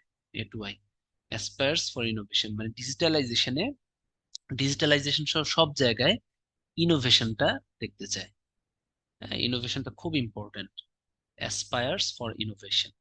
তো যাই হোক, আগে যখন A2I মানে অ্যাক্সেস টু ইনফরমেশন ছিল, ওইটার উদ্যোগে একশপ তৈরি হয়েছিল আর কি, সহজে। কারণ হচ্ছে বাংলাদেশ ডিজিটালাইজেশন সময় অনেকগুলো প্ল্যাটফর্ম আসলে হাতে নেওয়া হয়, তো ওইটার একটা A2I এর ইসে, যে বিভিন্ন ধরনের করা যাবে আর কি, ঠিক আছে। একশপে 10 লাখের বেশি পণ্য থাকবে, এই যে দেখেন, ইউনিয়ন ডিজিটাল সেন্টার থেকে একশপের মাধ্যমে পণ্য আয় ক্রয় করা যাবে, ঠিক আছে। স্বল্প পরিসরে চালু আছে, খুব যে চালু আছে সেটা না।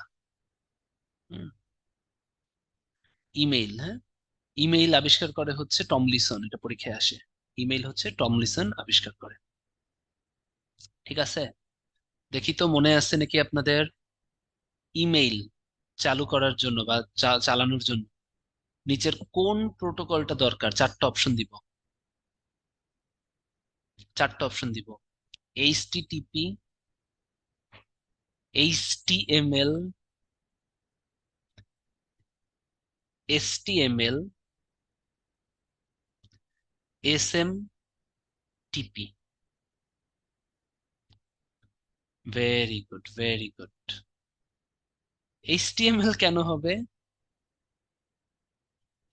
হ্যাঁ, এটার উত্তর হবে SMTP। SMTP এর ফুল মিনিং কি? Simple mail transfer protocol. তাহলে ইমেইলে যে প্রোটোকলটা ইউজ করা হবে, আপনি নামটা চারটা মুখস্থ করলেই তো হয়, মানে চারটাই। HTTP কি? Hyper text transfer protocol. HTML কি? হাইপার টেক্সট মার্কআপ ল্যাঙ্গুয়েজ, তাই না? আর ইন্টারনেট প্রোটোকল তো সবগুলোর জন্য, এগুলোর ভিতরে SMTP মানে কি?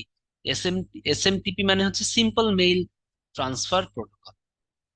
ও প্রোটোকল কি, কেন এই ক্লাস আপনাদের নেওয়া হয়েছে না? ইন্টারনেট প্রোটোকল বা আইপি, তাই না? এই প্রত্যেকটা দেশে যে এই যে ইন্টারনেট চলে, এগুলো তো একটা প্রোটোকল মেনে চলে, একটা আইন বা একটা রুলস মেনে চলে। তো এই প্রোটোকল বা রুলস ছাড়া ইন্টারনেট কিন্তু চলতে পারে না। তো ইন্টারনেট চলে সাধারণত সব থেকে পপুলার ইন্টারনেট প্রোটোকল হচ্ছে আইপি, এবং আইপিপির ভিতরে IPv4, এটা কিন্তু সব থেকে পপুলার ইন্টারনেট প্রোটোকল, তাই না? দুইটা ইন্টারনেট প্রোটোকল আছে আমরা জানি, একটা হচ্ছে IPv4, একটা IPv6। তো সব থেকে পপুলার কিন্তু মোস্ট পপুলার ইন্টারনেট প্রোটোকল মানে কি, এই ইন্টারনেট চলার বা ইন্টারনেট মানে ডেটা ট্রান্সফারের সব থেকে ইম্পর্টেন্ট মানে সব থেকে পপুলার ইন্টারনেট প্রোটোকল হচ্ছে IPv4 না, এই IPv4 সব থেকে পপুলার IPv6 এর থেকে, ঠিক আছে? এটা তো আপনাদের পড়ানো হয়েছে। তো ওর ভিতরে মেইল ট্রান্সফারের একটা প্রোটোকল আছে, ওটার নাম হচ্ছে SMTP। হ্যাঁ, সিম্পল মেইল ট্রান্সফার, তো আজকের পড়ানোর কথা না, আগের দিনের পড়ানোর কথা। হ্যাঁ, সিম্পল মেইল ট্রান্সফার প্রোটোকল, এটা হচ্ছে SMTP। হ্যাঁ, সিম্পল মেইল ট্রান্সফার প্রোটোকল, যেটা হচ্ছে ইমেল ট্রান্সফারের জন্য। এবার বলেন ইমেল গ্রহণের জন্য কোনটা দরকার? পুশ, পুল, পপ, SMTP? ইমেল গ্রহণের জন্য কোনটা দরকার? ভেরি গুড, গ্রহণের জন্য পপ না। আপনার ইমেইলের জন্য প্রোটোকল, ডেটা ট্রান্সফারের জন্য SMTP, কিন্তু ইমেল গ্রহণের জন্য সবসময় কিন্তু পপ লাগে, তাই না? আবার পপের ভিতরে সব থেকে পপুলার হচ্ছে POP3, এটা যেন মনে থাকে, ঠিক আছে? এটা আগের দিনের পরে আমি একটু রিক্যাপিচুলেট করলাম যাতে আইডিয়াটা থাকে আর কি। হ্যাঁ, ওকে। তাহলে ইমেল দেখি। ইমেলের ঠিকানা এই যে দেখুন, সলিউশন যেন ইমেল। হ্যাঁ, দ্বিতীয় ভাগটা হচ্ছে ডোমেনের নেম, @, প্রথমটা হচ্ছে ইউজার নেম। 1972 সালে সর্বপ্রথম এই @, চিহ্নটা ব্যবহার করা। হ্যাঁ, এখন দেখেন এই যে এখানে লেখা আছে ইমেল সার্ভার, মেইল সার্ভারে পপ বা SMTP ব্যবহার করা হয়, তাই না? মেইল সার্ভারে পপ বা SMTP, পপ এটা ব্যবহার করা হয়। সিম্পল বললাম না, মেইল সার্ভার যেটা থাকে। আর ইনকামিং মেইল গ্রহণ করার জন্য সর্বাধিক জনপ্রিয় আমি বললাম সাধারণত পপ ইউজ করা হয়, কারণ পপ মানে কি, গ্রহণ, তাই না? তাহলে সর্বাধিক জনপ্রিয় প্রোটোকল যেটা ইনকামিং মেইল গ্রহণ করার জন্য, এটা যেটা। আর SMTP হচ্ছে সিম্পল মেইল ট্রান্সফার প্রোটোকল। ঠিক আছে, এগুলো হচ্ছে কি ইমেইলের জন্য এক একটা প্রোটোকল আর কি। ঠিক আছে, মেইল সার্ভারে পপ বা এমএ বা SMTP প্রোটোকল ব্যবহার, SMTP টা হচ্ছে প্রেফারেবল, এটা থাকলে সবসময় প্রেফার দিবেন যে ডেটা ট্রান্সফার বা ইমেইলের জন্য সাধারণত কোনটা ব্যবহার করা হয়, SMTP। আর যদি বলে মেইল গ্রহণ করার জন্য, গ্রহণ করার জন্য কিন্তু পপ অলওয়েজ, কারণ পপ কথাটার মানেই হচ্ছে গ্রহণ, মানে পুল টাইপ আর কি। হ্যাঁ, পুল বলা হয় না এখানে, বলে পপ মানে গ্রহণ, ঠিক আছে? আর পপ গুলোর ভিতর সব থেকে জনপ্রিয় হচ্ছে POP3, এগুলো তো আসে। ফ্যাক্স, হ্যাঁ, এটা হচ্ছে ইংরেজ ফ্যাক্সিমিলি শব্দের সংক্ষেপ, ফ্যাক্স। ঠিক আছে, যা কোনো কাগজ বা দলিলের ছবি ডিজিটাল পদ্ধতি টেলিফোন তারের সহায়তায় দূরমুদ্রণে সম্ভব। এগুলো এখন আর ইউজ করা হয় না, আগের দিনে ইউজ করা হতো, তাই না? ফ্যাক্স করা হতো। টেলিফোনে যেমন শব্দ প্রেরণ করা হয়, ফ্যাক্সের মাধ্যমে ইলেকট্রনিক ছবি প্রেরণ করা হয়, ওদিকে যে হচ্ছে এটা মুদ্রণ হয়, এদিক থেকে মুদ্রণ করে ওদিকে সেটা অন্য সাইডে যে ফ্যাক্স মেশিন থাকে ওখান থেকে এটা ব্যবহার করা হয়। ঠিক আছে, টেলেক্স টেলিগ্রাম ব্যবহার প্রায় বন্ধ হয়ে যায়। ঠিক আছে, ফ্যাক্স, টেলেক্স, টেলিগ্রাম এগুলো কিন্তু এখন আর নাই। আছে কোথাও? জাদুঘরে থাকতে পারে, তাই না? এগুলো কিন্তু একদম বন্ধ হয়ে যায়। হ্যাঁ, 1999, আমি 2003 সালেও ফ্যাক্স দেখছিলাম, আমার মনে আছে। আমার মামা হচ্ছে তখন একবার আহ ওইটা আমার মনে আছে আর কি, আমাদের ওই মামা বাড়ি যে উপজেলায়, ওই উপজেলায় হচ্ছে একটা তথ্য পাঠানোর জন্য ঢাকা থেকে ফ্যাক্স করছিল আর কি। ওই দিন আমি ফ্যাক্স 2003 সালে, তখন আমি অনেক ছোট ছিলাম, 2003 সালের আগে। ঠিক আছে, এই টেলিগ্রাম আর ওই টেলিগ্রামে এক না, সিয়াম, মাইল লাগাই দিব, ঠিক আছে? বলতেছে টেলিগ্রাম এখন মোবাইল ইউজ করে, এই টেলিগ্রাম হচ্ছে দূরমুদ্রণ, তাই না? টেলেক্স হচ্ছে টেলিপ্রিন্টার, যেটার ভিতরে টাইপরাইটার থাকে, ওই যে ই করলে মানে ফ্যাক্সের মতোই অনেক। ঠিক আছে, টেলেক্সে হচ্ছে টাইপরাইটারে টাইপ করতে হয়, আর ফ্যাক্সে হচ্ছে যে শুধুমাত্র টাইপরাইটার না, অনেক কিছু পাঠানো যায়, যেমন এদিক থেকে ছবি করলে ওই সাইডে ছবি চলে যায়। হুম, যেমন ফ্যাক্স আর টেলেক্স দুইটা কাছাকাছি, টেলেক্স টেলিগ্রাম এই দুইটা আসলে কাছাকাছি। হ্যাঁ, টেলিগ্রাম ছিল অনেক আগে, টেলিগ্রাম ছিল হচ্ছে অনেক আগে, ওই যে সেই লর্ড ডালহৌসির আমলে টেলিগ্রাম ছিল। পরে আস্তে আস্তে ওই যে 2003 সালে যেটা পাঠাইতো টাইপরাইটার, এদিকে টাইপ করে ওদিকে যেত টেলেক্স। হ্যাঁ, তারপরে আমার মামাকে দেখতাম যে ফ্যাক্স পাঠাচ্ছে, এদিক থেকে চিঠি করে পাঠাচ্ছে, ওদিকে চিঠি হয়ে ফটোকপির মতো বের হচ্ছে, ওটা হচ্ছে ফ্যাক্স। ঠিক আছে, এখন আসলে এগুলো এখন আর ওরকম নাই, ফ্যাক্স টেলেক্স। ওকে, একটা পোল নিয়ে নেই, একটা পোল পারবেন।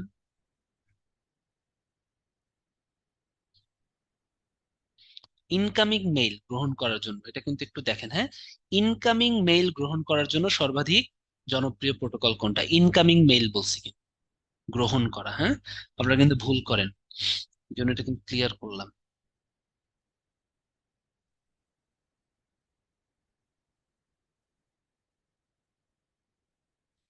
Very good, fantastic. আমি দেখতেছি যে 88% সঠিক উত্তর দিয়েছেন, তাই না? শোনেন, মেইলে ডেটা ট্রান্সফার করার জন্য হচ্ছে, যদি বলে যে মেইলের জন্য বা মেইল সার্ভারের প্রোটোকল কি, এখানে কোনো গ্রহণ ট্রহণ না থাকলো তখন এসএমটিপি। কিন্তু এখানে বলছে ইনকামিং মেইল, মেইল গ্রহণ করার জন্য কিন্তু সবসময় পপ। আবার পপের থেকে বেশি জনপ্রিয় হচ্ছে পপ 3। আর যখন গ্রহণ কথাটা না থাকবে তখন হচ্ছে এসএমটিপি। ঠিক আছে, এটা কিন্তু ভুল করে। এবারে আমরা কয়েকটা প্রতিষ্ঠান পড়বো। ফেসবুক 2004 সালে প্রতিষ্ঠিত হয়, খুবই ইম্পর্টেন্ট। সদর দপ্তরটা লাগবে ম্যানলো পার্ক, ক্যালিফোর্নিয়া, ইউএসএ। হ্যাঁ, ফেসবুকের কিন্তু অনেক সহায়ক প্রতিষ্ঠান আছে এবং ফেসবুকের সাথে, তাই না, মেটা হিসেবে অনেক আছে আমরা জানি। ইনস্টাগ্রাম, হোয়াটসঅ্যাপ, অকালাস আছে একটু জানেন, মেসেঞ্জার। মেসেঞ্জারও কিন্তু কি ইসের সাথে না, ফেসবুকের সাথে না, সহায়ক প্রতিষ্ঠান এখন কিন্তু একসাথে। তারপর থ্রেডও মনে হয় এদের সাথে, ফেসবুকের সাথে। মানে ফেসবুক আপনি খুললে পরে আস্তে ফেসবুকের সেটিং এ গেলে দেখবেন নিচে নাম লেখা থাকে। হ্যাঁ, এগুলো কিন্তু সব ফেসবুকের সাথে। প্রতিষ্ঠাতা হচ্ছে মার্ক জাকারবার্গ, আমরা জানি। হ্যাঁ, পূর্বসূরি সাইট ফ্রেশ ম্যাচ দরকার নাই, আপনি হচ্ছে ম্যানলো পার্কে হচ্ছে এটা, ফেসবুক এত চালান। হুম, ঠিক আছে, ম্যানলো পার্ক, ক্যালিফোর্নিয়া, ইউএসএ। টুইটার, টুইটারটা একটু দেখতে পারেন, টুইটারে অনেকে ব্লক টক করে, তো এটা আপনারা পড়তে পারেন। হ্যাঁ, এটাও ক্যালিফোর্নিয়া, কিন্তু ম্যানলো পার্কের রয়েছে সান ফ্রান্সিসকোতে, 2006 সালে চালু হয়। টুইট মানে কি? পাখির ডাক। তার মানে কি, এর ভিতরে খুদে বার্তা, 280 অক্ষরের খুদে বার্তা আপনি প্রেরণ করতে পারবেন। তো খুদে বার্তা মানে কি?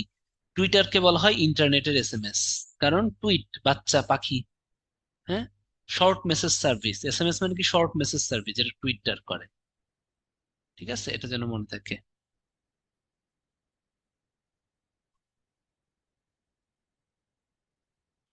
সেইটাই তো বললাম, এই জন্যই আমাদের হচ্ছে সদর দপ্তর কিছু লাগবে, বললাম না, এই জন্যই সদর দপ্তর গুলো ইম্পর্টেন্ট। সান ফ্রান্সিসকো, ম্যানলো পার্ক, কিছু কিছু সদর দপ্তর লাগবে। ঠিক আছে, এই তথ্যগুলো। ইনস্টাগ্রাম 2010 সালে। হ্যাঁ, এটাও দেখেন ওই ফেসবুকের যেখানে, Menlo park, California, USA. LinkedIn দেখতে পারেন, মাউন্টেন ভিউ, ক্যালিফোর্নিয়া। এটা ওই বাইরে যারা পড়তে টড়তে চান, আমরা জানি লিঙ্কডইনের করা লাগে। হ্যাঁ, ইলন মাস্ক কিনে নিছে, এই জন্য আমি কিন্তু এখানে দেই নাই। দেখেন, আমি কিন্তু এই জন্য প্রতিষ্ঠাতাটা আপনাদের পড়াই নেই, এখানে লেখা আছে। হ্যাঁ, টুইটার আমরা জানি ইলন মাস্ক কিনে নিছে, কিন্তু এই জন্য কিন্তু আমি এখানে ওটা দাগাই নাই, কারণ এটা দরকার নাই। ঠিক আছে, ওটা আপনারা সাম্প্রতিকে পাবেন। লিঙ্কডইন এর রিডিং করবেন, হ্যাঁ, খুব বেশি ইম্পর্টেন্ট না। ক্যালিফোর্নিয়া, মাউন্টেন ভিউ খুব বেশি, মানে যেটা যেটা বললাম। ফেসবুক, কারণ যারা কোশ্চেন করতে যায়, ফেসবুক আপনি যদি না জানেন, এটা কিন্তু আসলে কি, অপরাধ। হ্যাঁ, ফেসবুকটা বেশি পড়বেন, টুইটার আসে, ইনস্টাগ্রামও খুব ইম্পর্টেন্ট, কারণ এগুলো যারা কোশ্চেন করবে তারা জানে। মিট মি, টেলিগ্রাম, এগুলো রিডিং জাস্ট, কারণ এত পড়ে কিন্তু মনে রাখা যায় না। ঠিক আছে, টেলিগ্রামটা ইউজ করতে পারেন। হ্যাঁ, এই টেলিগ্রামের জিনিস হচ্ছে এটা সুরক্ষা ফিচার, তাই না, ভাইরাস টাইরাস লাগে না, আপনার হচ্ছে খুব সুরক্ষার সাথে আপনার কাজ করতে পারেন, যা খুশি ডাউনলোড করতে পারেন টেলিগ্রাম দিয়ে, তাই না, সিনেমা টিনেমা, হ্যাঁ, ভিডিও টিডিও সব ডাউনলোড করা যায় আর কি। এটা হচ্ছে লন্ডনে অবশ্যই। টেলিগ্রামটা এই যে যারা বললেন, টামব্লার এটা রিডিং করবেন, ওগুলো দরকার নাই অতটা। Classmates very very important. Zoom cloud meeting, তাই না? Very very important. চালু হয় কত 2012 সালে। আপনারা কি অনেকেই ভুল করেন। রিসেন্টলি কবে যেন কোশ্চেন আসছে কি একটা সরকারি পরীক্ষায়, পোলাপান সব হচ্ছে কোভিড 2019 সালে ডিসেম্বরে কোভিড হলো, অনলাইনে সবাই জুম মিটিং করছে, সুন্দর মত দিয়েছে 2020 সালে চালু হয়। না, এর আগেও তো এটা চালু ছিল। San Jose California, US. Eric Yuan বা এরিক জুয়ান হচ্ছে কে বর্তমান সময়ের ভিডিও কনফারেন্সিং এর সব থেকে জনপ্রিয় সফটওয়্যার, এরিক জুয়ান করছে, 2012 সালে করছে। পিন্টারেস্ট রিডিং পড়বেন, না পড়লেও হবে। যেগুলো রিডিং বলবো এখানে আপনারা না পড়লেও হবে, সমস্যা নেই। ঠিক আছে। গুগল প্লাসের ব্যাপারটা অতটা দরকার নেই, সোশ্যাল নেটওয়ার্কিং সার্ভিস খুব বেশি মানুষ ইউজ করে না। ইউটিউব ভেরি ভেরি ইম্পর্টেন্ট, সব ইম্পর্টেন্ট। ঠিক আছে। George Hurley, Steve Chen, Jawed Karim, 2005 সাল। ওকে, এজন্য মনে থাকে। গুগলের অধীনস্থ প্রতিষ্ঠান হিসেবে কাজ করে, এটা দরকার নেই।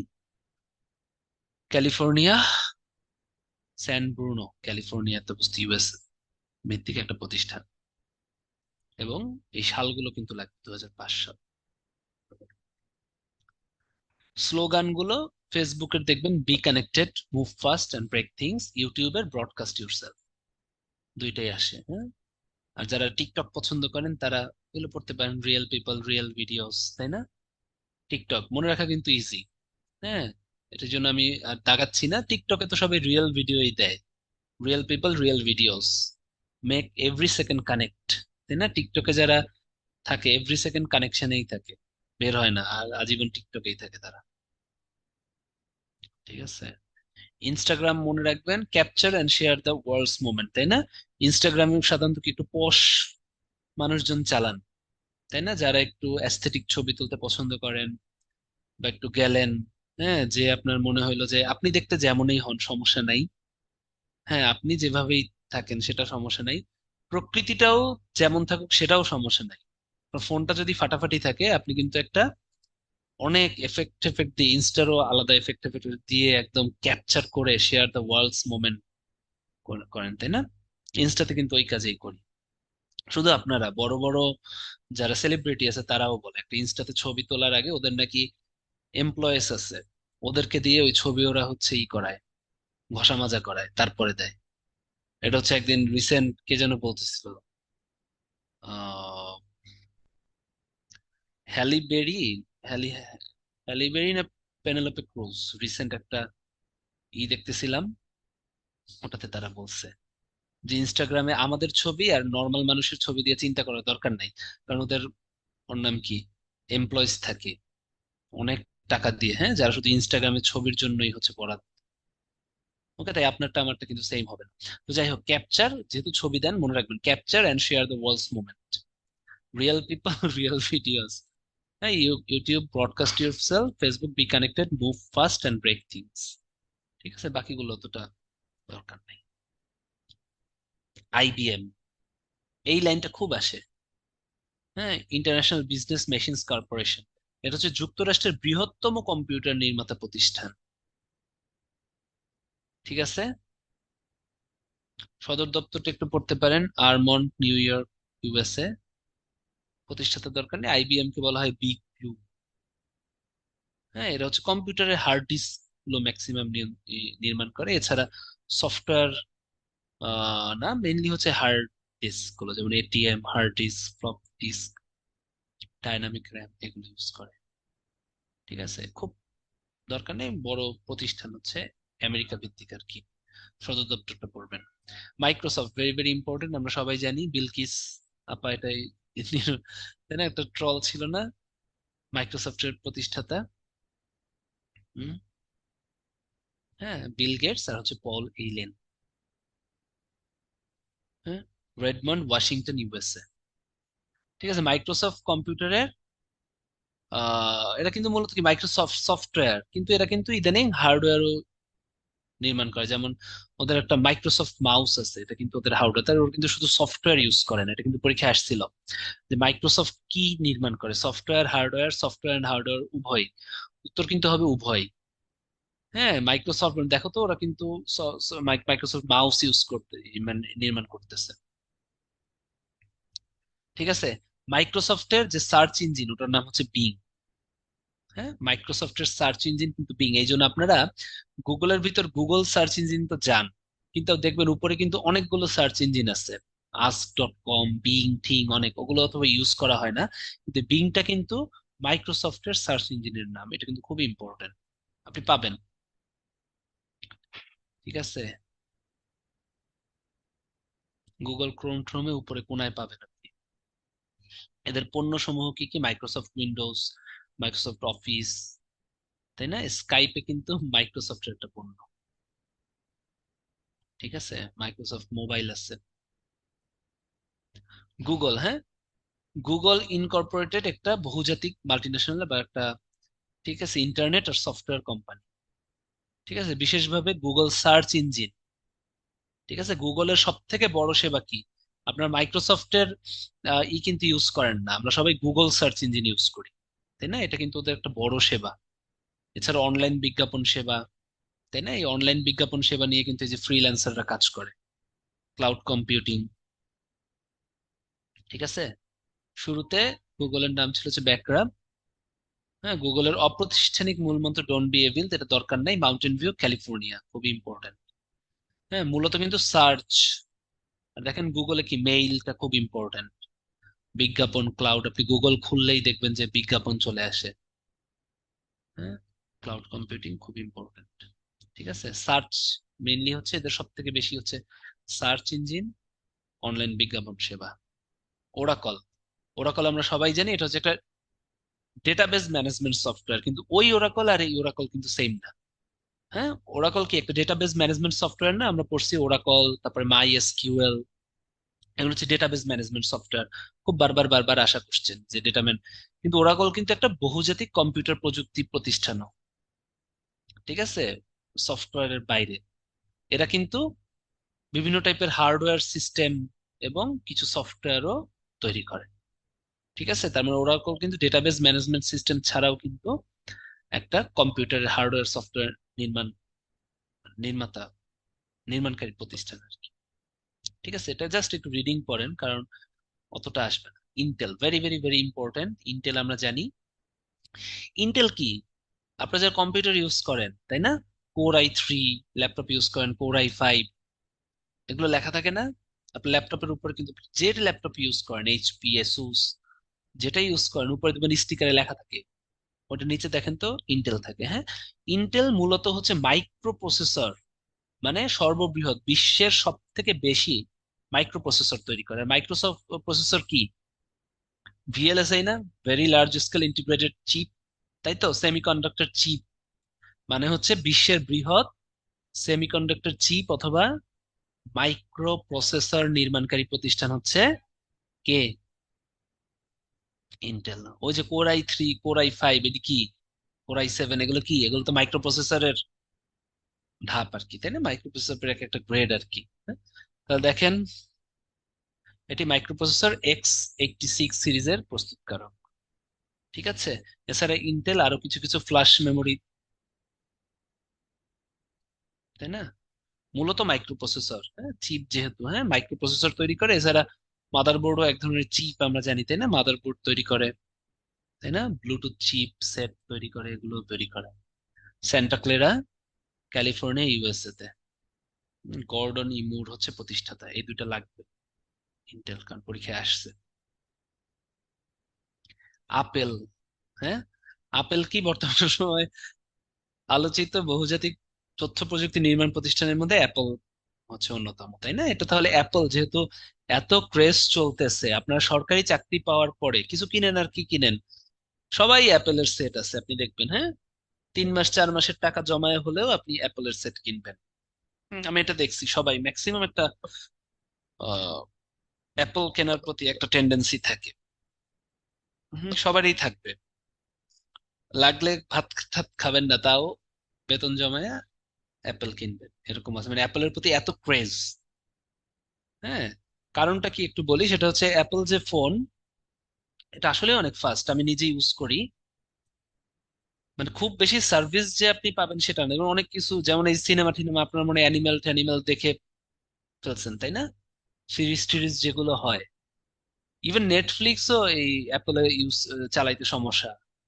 হ্যাঁ, আমি কিন্তু অনেক ফাস্ট কাজ পছন্দ করি, এই জন্য আমি নেটফ্লিক্স যে একটা থেকে নিছি, আমি মাসে 1400 টাকা দিই শুধু নেটফ্লিক্সে আমারটাই চালানোর জন্য, কারণ ওরা হচ্ছে অনেক ফাস্ট সার্ভিস দেয়।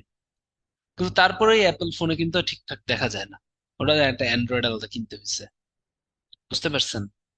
মানে অ্যাপলে কিন্তু অনেক প্রাইভেসি বা হচ্ছে অনেক সিকিউরিটির ব্যাপার স্যাপার থাকে।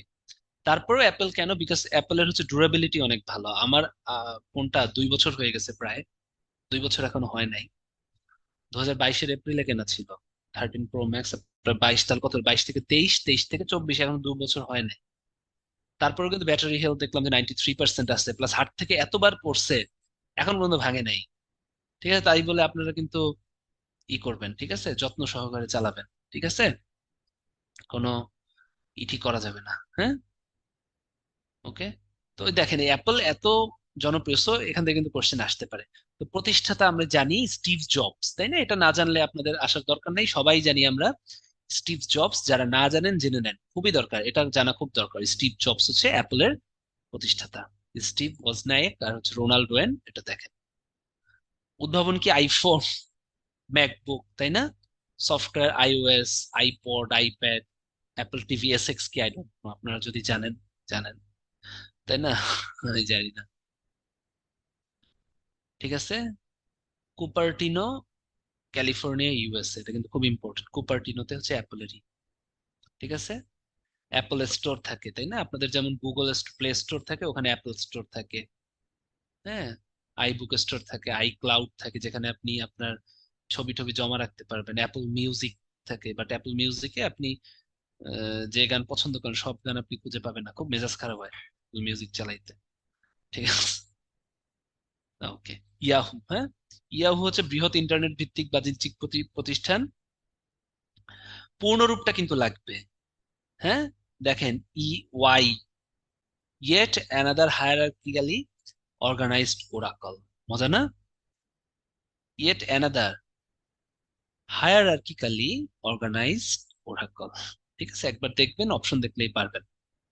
এটাও ক্যালিফোর্নিয়া, ইউনাইটেড স্টেটসে, সান ভ্যালিতে, সানিভেল না কি যেন যে একটার নাম, জেরি ইয়াং, কিন্তু খুবই ইম্পর্টেন্ট। জেরি ইয়াং আর David Filo, Jerry Yang David Filo প্রতিষ্ঠাতা লাগবে। ইয়াহু কিন্তু দেখেন, ওই যে গুগল সার্চ ইঞ্জিনের থেকে কিন্তু ইয়াহু সার্চ ইঞ্জিন কিন্তু অনেক বেশি পপুলার ছিল এক সময়। এখন গুগল ইউজ করি, কিন্তু আমরা কিন্তু ইয়াহু দিয়েও কিন্তু সার্চ করতাম ওয়ান্স আপন এ টাইম। ইয়াহু মেইল, এটাও খুব ইম্পর্টেন্ট। সার্চ ইঞ্জিন কিন্তু আমরা অনেকগুলো পড়লাম, দেখেন তো। মাইক্রোসফটের হচ্ছে বিং, গুগলের গুগল আছে, ইয়াহুরও কিন্তু সার্চ ইঞ্জিন আছে, বাংলাদেশেরও একটা সার্চ ইঞ্জিন আছে, পিপিলিকা। এবারে বলেন সার্চ ইঞ্জিনের জনক কে? টমলিসন, ডগলাস এঞ্জেলবার্ট, মার্কিন ট্রুপার, মিস্টার এমটাজ। Tomlinson, Martin Cooper, Douglas Engelbart, এমটাজ। না না, সার্চ ইঞ্জিনের জনক কিন্তু মিস্টার এমটাজ। এমটাজ, এমটাজ, এটা কিন্তু পরীক্ষায় আসে। হ্যাঁ, টমলিসন হচ্ছে ইমেইলের জনক। ডাব্লিউ ডাব্লিউ ডাব্লিউর জনক হচ্ছে টিম বার্নার্স লি। এই কয়টার জনক সবসময় ঠোঁটস্থ থাকতে হবে, কারণ বারবার আসে, 10 জায়গায় পরীক্ষা দিলে 20 জায়গায় কমন পাবেন।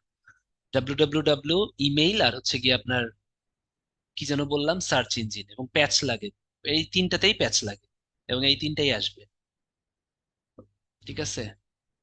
এটা মাইল লাগানো দরকার না, এটা কি আজকের পড়া? লিখে দেন একটু, দাঁড়াও, লিখে দিচ্ছি। ভালো তো।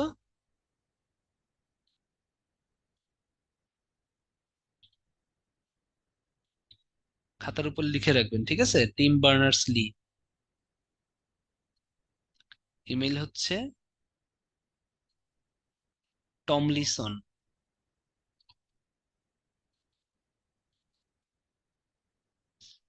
সার্চ ইঞ্জিন হচ্ছে এমটাচ। হ্যাঁ, মোবাইল ফোন হচ্ছে মার্টিন কুপার। হুম। আর আরেকটা যে বলছিলাম, অ্যাঞ্জেল ডগলাস অ্যাঞ্জেলবার্ট, ওটা হচ্ছে মাউস। থাক, ওই দুটো এখন দরকার নেই, তাহলে প্যাঁচাই যাবে। এই তিনটায় যেহেতু প্যাচ লাগে বেশি আসে, এই তিনটায় আমি বললাম। এইচটিএমএল হচ্ছে হাইপার টেক্সট মার্কআপ ল্যাঙ্গুয়েজ।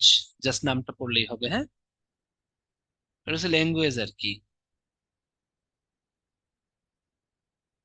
ওই ল্যাঙ্গুয়েজটাও প্রোটোকলের মাধ্যমে পাঠাইতে হয় আর কি। হাইপার টেক্সট মানে অনেক টেক্সট আপনি পাঠাইতে হবেন, হাইপার টেক্সট মার্ক করে পাঠাইতে পারবেন। বাংলা চিন্তা করেন, hypertext markup language. Meta, আসেন, what do mean by Meta? Meta platform কি? মেটা মূলত গ্রিক শব্দ যার অর্থ গণ্ডির বাইরে। ফেসবুকের সাথে না? তাহলে ফেসবুকের কি? ফেসবুকেই তো ম্যানলো পার্কে না? এই ফেসবুক কোথায়? ম্যানলো পার্ক, ক্যালিফোর্নিয়া। ফেসবুক কবে প্রতিষ্ঠিত হয়েছে? 2004 সালে। তাহলে মেটা কবে প্রতিষ্ঠিত হয়েছে? 2004 সালে। মনে থাকবে, মার্ক জাকারবার্গ।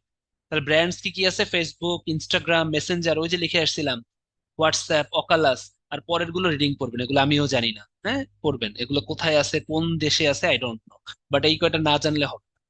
এই চারটা তো জানি, ফেসবুক, ইনস্টাগ্রাম, মেসেঞ্জার, হোয়াটসঅ্যাপ, এরা একসাথে, তাই না? মেটার ম্যাপিলারি ওয়ার্ক প্লেস পোর্টাল ডিএম, হ্যাঁ রিডিং করবেন। স্পেস এক্স, সেটা মার্কিন মহাকাশযান প্রস্তুতকারক এবং উৎক্ষেপণকারী প্রতিষ্ঠান, মিস্টার ইলন মাস্ক। ঠিক আছে, মহাকাশ প্রস্তুতকারক উৎক্ষেপণকারী ইলন মাস্ক, আমরা জানি। কি, এ চাঁদে যাইতে চায় না? না গেছিল, কয়েকদিন আগে না গেছিল সে না, চাঁদ ঘুরে আসছিল না? তারপর হচ্ছে ইলন মাস্ক কেন মাস্ক পরে না, এটা নিয়ে একটা ট্রল হলো। সরি, মঙ্গলে গেছিল, মার্সে গেছিল না? এই মার্সে গেছিল না ইসে গেছিল, এটা গত বছরের কাহিনী, আমি ভুলে গেছি, একটু বলেন তো। মার্স না ইসে, মুন, কোনটা গেছিল আমার মনে নাই। মার্সে গেছিল না? আচ্ছা যাই হোক, মার্সে গেছিল। তখন সে হচ্ছে মাস্ক পরে নাই, হ্যাঁ, কোভিড এর মধ্যে। তো পোলাপান সবাই ট্রল করছে যে হ্যাঁ, মাস্ক ছাড়া যায় মঙ্গল গ্রহে করোনা ছড়াই আসবে। হ্যাঁ, ক- এটা দেখছিলাম আর কি, হ্যাঁ। ওর মহাকাশ সিরিজের নাম হচ্ছে ড্রাগন, আর রকেট সিরিজের নাম হচ্ছে ফ্যালকন।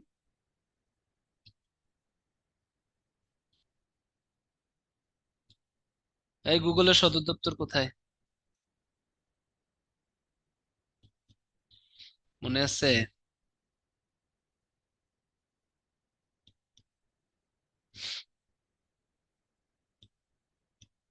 দেখি কয়জনের মনে আছে। ভেরি গুড, এটা মাউন্টেন ভিউ ছিল। ক্যালিফোর্নিয়া তো মনে আছে। ঠিক আছে, তাহলে কোনটা দেখেন, ক্যালিফোর্নিয়া যদি মনে থাকে তাহলে মেনলো পার্ক তো না, মানে মেলানো পার্ক না। ঠিক আছে, মনে থাকে যেন। সম্ভবত মাউন্টেন ভিউই, দাঁড়ান দেখি। মাউন্টেন ভিউই ছিল, হ্যাঁ। আপনারা মনে রাখবেন কিন্তু, এগুলো কিন্তু আসে। ওকে, 88% সঠিক উত্তর দিয়েছেন, থ্যাংক ইউ। হুম।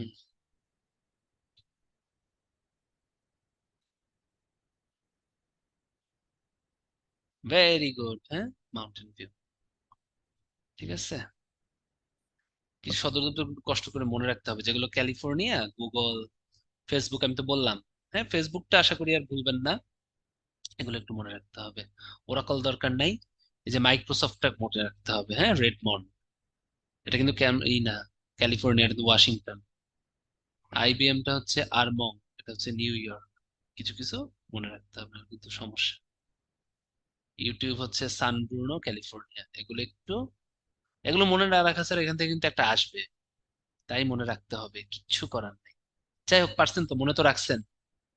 ফাউন্ডার্স কেন মনে রাখা প্যারা? এই, SpaceX Elon Musk, Facebook Zuckerberg, YouTube Javed Karim, Microsoft Bill Gates. কিসের কঠিন কিসে?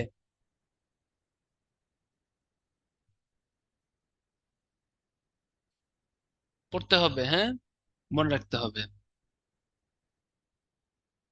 ইয়াহু কেন মনে রাখা যাবে না? ইয়াহু ওয়াই ছিল না? এদিকে দেখো, জেরি ইয়াং আছে, ওয়াই আছে। আমি এভাবে মনে রাখতাম। ঠিক আছে, অ্যাপল স্টিভ জবস, এটা তো সবাই পারে। হ্যাঁ, ইন্টেলের হচ্ছে গর্ডনি মুর। আরে হয়ে যাবে, আপনার ব্রিলিয়ান্ট আছেন, এগুলো খুব বেশি কঠিন কিছু না। আর একবার পড়াই দিলাম তো, প্রথম দিন কঠিন লাগবে, বাট এখন নিজে শুনেন। কোচিং এর একটা উদ্দেশ্য কি জানেন? আপনাদের ইনিশিয়েট করে দেয়া। পেসমেকারের কাজ কি? আমাদের হার্টে একটা পেসমেকার আছে, আর্টিফিশিয়াল পেসমেকার, এসএ নোড বলা হয়, হ্যাঁ, সাইনোয়াট্রিয়াল নোড, যেটা হচ্ছে রাইট অ্যাট্রিয়ামে থাকে, যেখানে হচ্ছে গিয়া আপনার সুপিরিয়র ভেনা কাভে এসে মিলিত হয়। ওইখানে হচ্ছে আপনার সাইনোয়াট্রিয়াল নোডটা থাকে, তো ওইটা হচ্ছে ইনিশিয়েট করে। ওইটা ইনিশিয়েট করার পর কিন্তু সমগ্র হার্টটা আপনার হচ্ছে সংকোচন প্রসারণ বা সিস্টল ডায়াস্টল হয়। তো এই যে আপনাদের যে ইনিশিয়েট করে দিলাম, পড়তে গেলে কিন্তু অনেক সহজ লাগবে, কিন্তু একা পড়তে গেলে কঠিন লাগে। এই যে পটর পটর করতে গেলাম, আমি আপনাদেরকে বলতেছি, আপনারা এখন নিজেরা পড়তে গেলে জিনিসগুলো আপনাদের খুব সহজ লাগবে। বাট ভয় না পেয়ে বসে থাকা যাবে না, সদর দপ্তরগুলো এবং যে কয়টা দিলাম, হ্যাঁ, যে কয়টা পারেন ওই কয়টা ফার্স্টে মনে রাখেন। সব তো মনে রাখা লাগবে না, গোল দিয়ে একটা মনে রাখেন, তাও তো হয়। ঠিক আছে, এইটাই bio informatics, this is nothing. এটা হচ্ছে গিয়া আপনার জীবের যে তথ্য, যেমন ফিঙ্গারপ্রিন্টস, রেটিনা স্ক্যান, এগুলো দেখছেন না? ভোটার আইডি কার্ডের রেটিনা স্ক্যান, বা হচ্ছে এই যে আহ, নগদ অ্যাকাউন্ট, বিকাশ অ্যাকাউন্ট করতে গেলেও মনে হয় এখন ফেসের একটা ছবি লাগে, রেটিনা স্ক্যান লাগে, চোখ তাকাইতে হয়, আপনার মোবাইল দিয়েই মনে হয় করতে হয়, তাই না? এগুলো কিন্তু বায়ো ইনফরমেটিক্স, তার মানে হচ্ছে জৈবিক তথ্য নিয়ে নেয়া। ফিঙ্গারপ্রিন্টস, বায়োমেট্রিক্স এর কথা শুনছেন? এই যে সরকারি চাকরি করতে আসেন, অনেক প্যারা কিন্তু। সকালবেলা 9:30টার আগে একটা বায়োমেট্রিক্স দিতে হবে, দুপুর 2টার সময় একটা বায়োমেট্রিক্স দিতেই হবে। ঠিক আছে? যে সমস্ত জায়গায় হচ্ছে, সরি, 5টার সময় একটা বায়োমেট্রিক্স দিতেই হবে, অ্যাডমিন ছাড়া। অ্যাডমিন ছাড়া আবার সকল ক্যাডারে সকাল 9টা 5টা ডিউটি, 9টার সময় একটা বায়োমেট্রিক এবং 5টার সময় একটা বায়োমেট্রিক দিতেই হবে। বিকজ অ্যাডমিন ক্যাডার ছাড়া সব জায়গায় ডিউটি মাত্র 9টা থেকে 5টা। আর অ্যাডমিন ক্যাডারের ডিউটি হচ্ছে সকাল 8টা থেকে রাত 12টা। ঠিক আছে? ঠিক আছে। মানে কি, সবাই খুশি হইতেছিল? ও, এই জন্যই বুঝি অ্যাডমিন 1 নম্বরে আমরা দেই চয়েস, না? সবাই 1 নম্বরে দিয়ে দিবেন যে শান্তি শান্তি। হ্যাঁ, ঠিক আছে। 8টা 12টা ডিউটি, একটার সময় অনেক সময় বাসায় যাইতে হয়। শুক্রবার শনিবার কিছু নাই। হ্যাঁ, শুক্রবার শনিবার মাঝে মধ্যে ফ্রি থাকে, আবার ফ্রি থাকলেও আবার রাত 9টা থেকে বাংলো, বিভিন্ন ডিউটি, অফিসের ডিউটি। কোনো ফাঁক দেওয়া নাই, অ্যাডমিন ক্যাডারে কোনো ফাঁক দেওয়া যায় না। ঠিক আছে? তাই যারা মনে করেন যে অ্যাডমিন ক্যাডারে আসবেন ফাঁক ফোকর দিতে, তারা আইসেন না। হ্যাঁ, ওকে। তো যাই হোক, ওই বায়োমেট্রিক মানে কি, ওই যে বায়োমেট্রিক দিতে হয়, সকালে একটা ফিঙ্গারপ্রিন্ট, বিকালে একটা ফিঙ্গারপ্রিন্ট। মনে করেন উপজেলায় আপনার পোস্টিং হলো, ওখানে আপনার ফাঁকি যাতে না মারতে পারেন, মন্ত্রণালয় থেকে যাতে দেখতে পারে যে আপনি পৌঁছাইছেন নাকি। বায়োমেট্রিক সরাসরি কিন্তু দেখা যায় বায়োমেট্রিক দিয়ে। ঠিক আছে? তো এটা হচ্ছে বায়ো ইনফরমেটিক্স। এখন বায়ো ইনফরমেটিক্স এর অনেক সফটওয়্যার টুলস আছে, যেমন সাভা, sorry, Java, C plus plus, হ্যাঁ, এসকিউএল, পাইথন, স্প্রেডশিট অ্যানালাইসিস ইত্যাদি অ্যাপ্লিকেশন কিন্তু ব্যবহার করা যায় এটার এই সফটওয়্যার টুলসে। ঠিক আছে? তো এটা, এগুলো কখনোই আসবে না, এগুলো আসলে সফটওয়্যার, এগুলো না, এগুলো হচ্ছে ব্যবহার করা যায়। জেনেটিক ইঞ্জিনিয়ারিং, বায়োটেকনোলজির মাধ্যমে যদি জীবের জিনোমকে নিজের সুবিধা মতো অনুযায়ী সাজিয়ে নেওয়া যায়, এটাকেই বলা হয় জেনেটিক ইঞ্জিনিয়ারিং। তাই না? মানে জেনেটিক ইঞ্জিনিয়ারিং, ডিএনএ এর ভিতরে যে কোড গুলো থাকে। ন্যানো প্রযুক্তি, ন্যানো প্রযুক্তিতে সাধারণত 1 ন্যানোমিটার থেকে ইটা ইটা আসে। হ্যাঁ, 1 ন্যানোমিটার থেকে 100 ন্যানোমিটারের মধ্যে কাজ করা হয়। এটাতেও কিন্তু কম্পিউটারের সফটওয়্যার ইউজ করা হয়। ঠিক আছে? কোথায় কোথায় ইউজ করা হয় দেখেন, nano transistor, nano diode, plasma display, তারপরে আরো কি, হ্যাঁ, ন্যানো মাইক্রো রোবোটিক্স ইউজ করা যেতে পারে, ন্যানো মাইক্রো প্রসেসরও আমরা ন্যানো প্রযুক্তিতে ইউজ করতে পারি, কিন্তু এটা কিন্তু খুব দরকার। একটা হচ্ছে 1 ন্যানোমিটার থেকে 100 ন্যানোমিটারের মধ্যে সাধারণত এই ন্যানো প্রযুক্তি কাজ করে, অনেক ছোট। এই প্লাজমা সিস্টেমটা হচ্ছে সাধারণত বিশুদ্ধ করতে, হ্যাঁ, মেডিসিন বিশুদ্ধকরণ, স্টেরিলাইজেশন, ওয়াটার পিউরিফিকেশন ইউজ করা হয়। মেডিসিন প্রযুক্তিতেই ন্যানো পার্টিকেলটা খুব, ন্যানো প্রযুক্তি খুব বেশি ইউজ করা হয়। ফার্মাসিউটিক্যালসে যারা চাকরি করে অথবা যারা ফার্মেসি পড়েছেন, তারা অনেক এটা জানতে পারবেন। মহাকাশ গবেষণা তেমন কিছুই না। বাংলাদেশে 2018 সালের 11 মে বিশ্বের 57তম বঙ্গবন্ধু স্যাটেলাইট 1 নামে নিজস্ব স্যাটেলাইট উৎক্ষেপণ করে। এটা তৈরি করে কে? ফ্রান্সের প্রতিষ্ঠান থ্যালেস অ্যালেনিয়া স্পেস, তাই না? আর যুক্তরাষ্ট্রের ফ্লোরিডায় অবস্থিত কেনেডি স্পেস সেন্টার থেকে ফ্যালকন 9 রকেটে করে এই স্যাটেলাইটটি কিন্তু পৃথিবীর বাইরে পাঠানো হয়। ঠিক আছে, তাহলে দেখেন তিনটা দেশ সাহায্য করে, ফ্রান্সের প্রতিষ্ঠান হচ্ছে এটা তৈরি করে। ঠিক আছে, আর যুক্তরাষ্ট্রের ফ্লোরিডা থেকে এটা উৎক্ষেপণ করা হয়। আর স্পেস এক্স যে কোম্পানি যেটা এই স্যাটেলাইটটা তৈরিতে সাহায্য করছে, ওটার নাম কি বলেন তো? ফ্রান্সের কোম্পানিটা হচ্ছে এটা তৈরি করে, আর এই যে উৎক্ষেপণ করে যে কোম্পানিটা স্পেস এক্স, এটা কোন দেশি কোম্পানি বলেন তো? উৎক্ষেপণ তো করছে যুক্তরাষ্ট্রের ফ্লোরিডা থেকে, কিন্তু স্পেস এক্স কোন দেশি কোম্পানি? Very good, Russia. তা তিনটা দেশ কিন্তু এখানে, উৎক্ষেপণ করছে হচ্ছে রাশিয়া, উৎক্ষেপণ করা হয়েছে ইউএসএ থেকে, আর তৈরি করছে ফ্রান্স। ঠিক আছে, রাশিয়া হচ্ছে উৎক্ষেপণ করছে, রাশিয়ার কোম্পানি, কিন্তু আলটিমেটলি সব টাকা পয়সা কিন্তু আমরাই দিছি।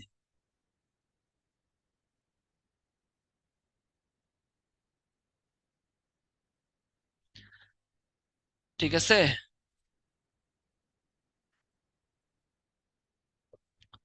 এবারে হচ্ছে আপনাদের জন্য কোশ্চেন, সেটা হচ্ছে, একটা ব্রেক নিয়ে নেই,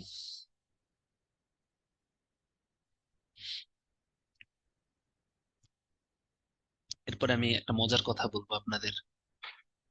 ঠিক আছে, ব্রেক নিয়ে নেই, ব্রেকের পরে আমরা খুব মজার কথা বলবো। ঠিক আছে, যে আপনাদেরকে চাইলেই ম্যানিপুলেট করা যায়, এবং আপনারা হচ্ছে খুব কনফিডেন্টলি আপনাদের হচ্ছে গিয়ে মাইন্ড চেঞ্জ হয়ে যায় এবং মন চেঞ্জ হয়ে যায়, এবং আমিও কিছু একটা বললে আপনি হচ্ছে সায় দেন, এটা করা যাবে না, হ্যাঁ? আর ব্রেকের পর বলতেছি।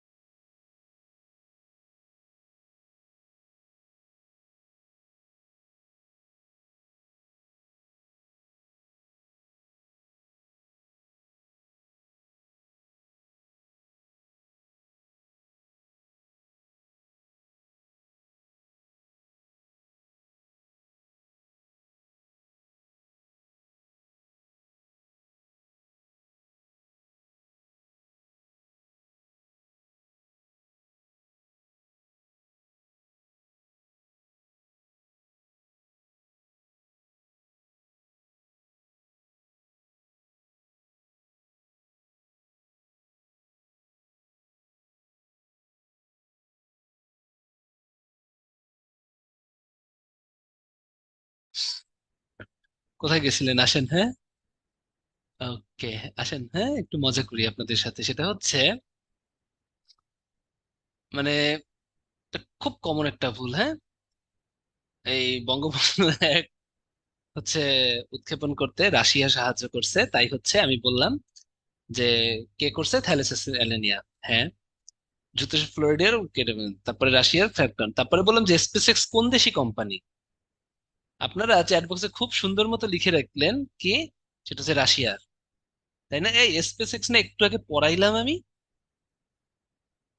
দেখেন তো, আপনার এখানে আমি বলার পর কোন দেশি কোম্পানি, সাথে সাথেই লিখছেন, একদম ফার্স্ট যে লেখাটা লিখছে রাশিয়া।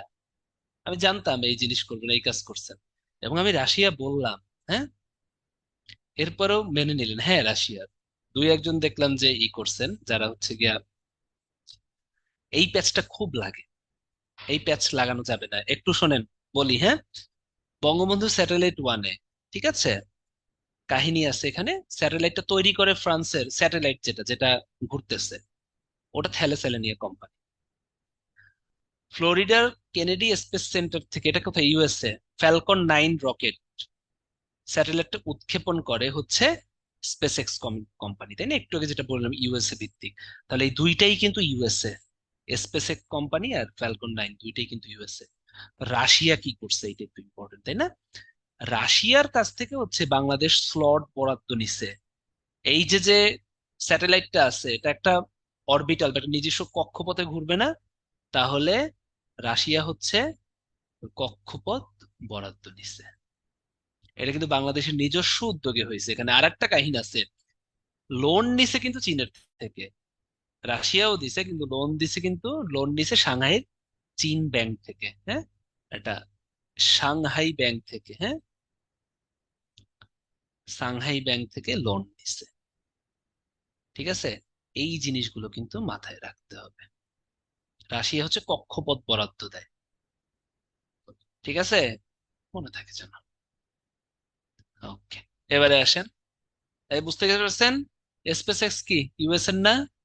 ইউএস এর তো। স্পেস এক্স কিসের, ইউএস এর না? তাহলে এটা রাশিয়া কেন? এই দেখেন আপনার চ্যাট বক্স, চ্যাটটা দেখেন উপরে একদম ফার্স্টেই একজন না দুইজন রাশিয়া লিখছেন। তারপরে আমি বলে গেলাম আপনাদের সাথে, হ্যাঁ রাশিয়া, ওই যে লেখা, এই যে অনেকেই, ওই দেখা আছে। তারপরে দুই একজন হ্যাঁ রিল না জিজ্ঞেস করছেন। যাই হোক, এই জিনিসটা যাই হোক, যিনি ভুল করবেন না, ঠিক আছে? এটা কিন্তু অনেক ভুল হয় যে রাশিয়ার কি, ফ্রান্সের কি, আর ইসের কি। একটু মাথা ঠান্ডা রেখে পড়তে হবে, কঠিন কিছু না। আমাদের হচ্ছে প্রত্যেকটা জিনিস, হ্যাঁ, এই জিনিসগুলো কিন্তু মাথায় রাখতে হবে। ওকে, আর ওটা কিন্তু 11 মে উৎক্ষেপণ হয়। ভিস্যাট, এখানে একটা কাহিনী আছে। 11 মে আর 12 মে দুইটা নিয়ে একটা ক্যাচাল আছে যে কবে উৎক্ষেপণ হয়। ঠিক আছে, 11 মে 12 মে দুইটাই কিন্তু উৎক্ষেপণ ক্যাচাল আছে। এটা একটু দেখে নিবেন, হ্যাঁ। আমার যতদূর মনে হয় 12 মে, এটা হচ্ছে, ঠিক আছে, 11 মে আর 12 মে দেখে নিবেন। বাংলাদেশি হিসেবে যেটা, ওইটাই হবে। বাংলাদেশি হিসেবে সম্ভবত 12 মে। তাই 12 মেটা দেয়া প্রেফারেবল, তাই আমি হচ্ছে যে পি দিয়ে দিলাম। আমি হলে 12 মে দিতাম। হুম, কারণ আমরা তো আমাদের টাইমটা হিসাব করব, বাংলাদেশি টাইমে। আপনাকে যদি পরীক্ষা কোশ্চেন করে কত তারিখ, ডেফিনেটলি বলবে না যে আমেরিকার টাইমে কত তারিখ, বাংলাদেশের টাইমেই তো। ঠিক আছে, এই জিনিসটা যেন মনে থাকে। এটা আমি হলে 12 মে প্রেফার করবো আর কি, যেহেতু বাংলাদেশি টাইমে 12 মে, আমি 12 মে প্রেফার করবো। এখন আপনারা কোনটা প্রেফার করেন, এটা সম্পূর্ণ আপনাদের ইচ্ছা। ঠিক আছে।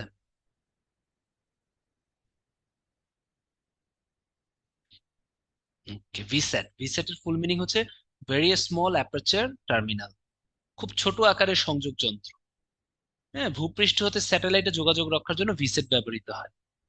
ওই আমরা কয়েকদিন আগে ওয়াইড এরিয়ার নেটওয়ার্ক পড়ছিলাম না আগের ক্লাসে, ওখানে কিন্তু আপনারা ভিসেট ব্যবহার করতে পারবেন। দেখি তো, ওয়াইড এরিয়া নেটওয়ার্ক, তাই না? এটার ব্যাপ্তি কতটুকু ছিল মনে আছে?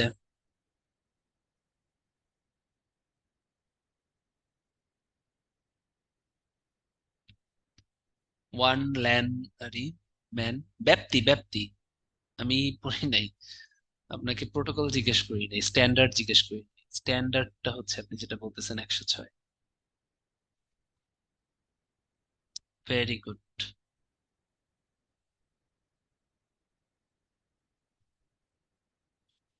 ঠিক আছে, এগুলো দেখতে হবে কিন্তু।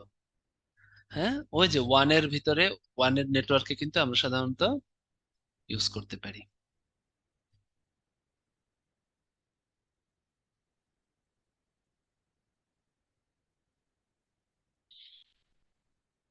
ব্লকচেইন সিস্টেম হচ্ছে ডেটা সংরক্ষণ অথবা আদান প্রদান করার জন্য একটা নির্ভরযোগ্য মাধ্যম। সে ডেটা সংরক্ষণ করা হয়। ঠিক আছে, এক্ষেত্রে প্রতিটি লেনদেন ক্রিপ্টোগ্রাফি সিস্টেমে এনক্রিপ্ট করা হয়, যেমন বিটকয়েনের নাম শুনছেন না? ঠিক আছে। হ্যাঁ, ব্লকচেইন প্রযুক্তি খুবই নির্ভুল কৌশল। লেনদেন, হ্যাঁ, লেনদেনকে ক্রিপ্টোগ্রাফি সিস্টেমে সংগ্রহণ করা হয়। ঠিক আছে, তাহলে এখান থেকে হচ্ছে ক্রিপ্টোগ্রাফি পড়তে হবে, হ্যাশিং পড়তে হবে। বিটকয়েন, ঠিটকয়েন, হ্যাঁ, অনলাইন লেনদেন, এগুলো হচ্ছে কি আপনার এই কি বলে ব্লক চেইনের উদাহরণ আর কি। তাহলে ব্লক চেইন থেকে কয়েকটা কথা পড়তে হবে। ক্রিপ্টোগ্রাফি, এই যে আছে ক্রিপ্টোগ্রাফি, হ্যাশিং প্রযুক্তি, হ্যাঁ, প্রতিটি ব্লকের মধ্যে এটা খুবই নিরাপদ একটা কৌশল আর কি। সামনে আমরা আবার পাবো। ব্লক চেইনে ব্যবহারকারী পরিচয় গোপন থাকে এবং প্রতি মুহূর্তে ডেটাগুলো আপডেট হওয়ার কারণে এখানে তথ্য চুরি বা দুর্নীতি হওয়ার কোনো ধরনের সুযোগ থাকে না, তাই না? নিরাপদ বললাম, তো এই কথাটা ফার্স্টে বুঝতে হবে, এটা হচ্ছে একটা নিরাপদ তথ্য ব্লক চেইনে রাখা যায়। তাহলে বিটকয়েন কি? বিটকয়েন কি টাকা পয়সা লেনদেন না? লেনদেনের ক্ষেত্রে এটা ইউজ করা যেতে পারে। ঠিক আছে, এইটাই, আর তেমন কিছু জানা লাগবে না। এটা কিন্তু বেশ পুরানো একটা প্রযুক্তি। হ্যাঁ, বর্তমানে ব্লক চেইন প্রযুক্তির মাধ্যমে শুধুমাত্র ক্রিপ্টোকারেন্সি যেটা আর কি, হ্যাঁ, ক্রিপ্টোগ্রাফিতে সংরক্ষণ করা হয়। তো ক্রিপ্টোকারেন্সি মানে কি, এগুলো আর কি। হ্যাঁ, ভবিষ্যতে বলা যায় ভারত সাইবার নিরাপত্তা, তথ্য প্রযুক্তি, হ্যাঁ, গোয়েন্দা বিভাগে এগুলো ইউজ করা যেতে পারে। ঠিক আছে, বর্তমানে হচ্ছে ক্রিপ্টোকারেন্সি মানে হচ্ছে বিটকয়েন, ওখানে ইউজ করা হয়।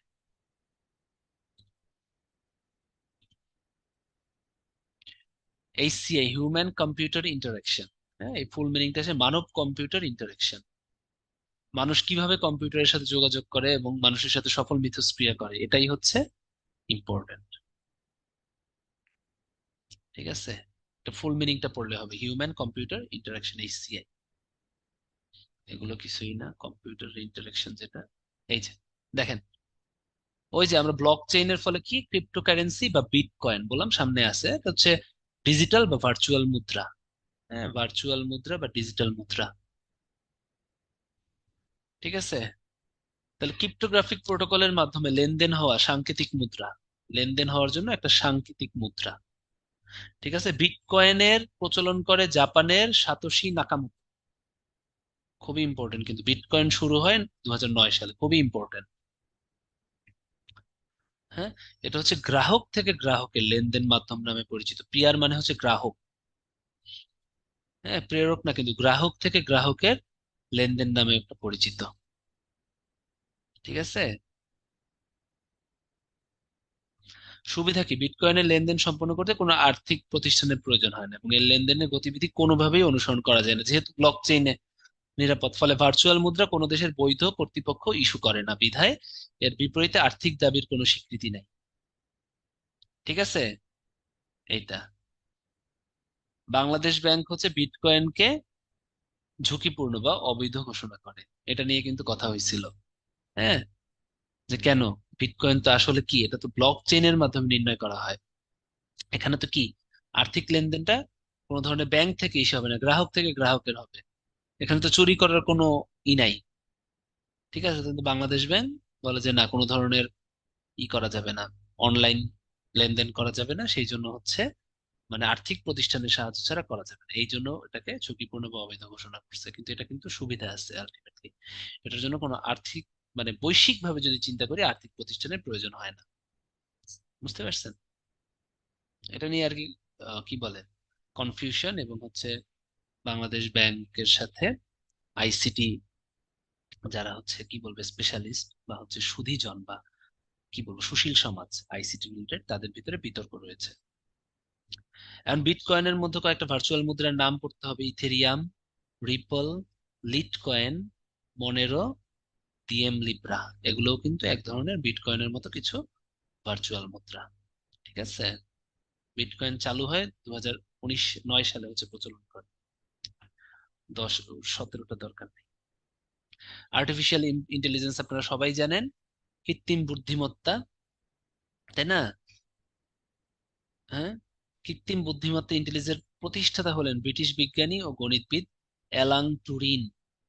মিস্টার অ্যালান টুরিং, তাকে বলা হয় কৃত্রিম বুদ্ধিমত্তার স্বপ্নদ্রষ্টা, অ্যালান টুরিং। এতটুকু জানলেই হবে। এখন এআই এর ভিতর আলটিমেটলি কি কি থাকে এই জিনিসগুলো আমাদের মনে রাখতে হবে। হ্যাঁ, ঠিক আছে। আমরা আমরা যদি এআই পড়ি, একই সাথে আমাদের যে জিনিসটা জানতে হবে এটা হচ্ছে ফোর্থ ইন্ডাস্ট্রিয়াল রেভলিউশন, তাই না?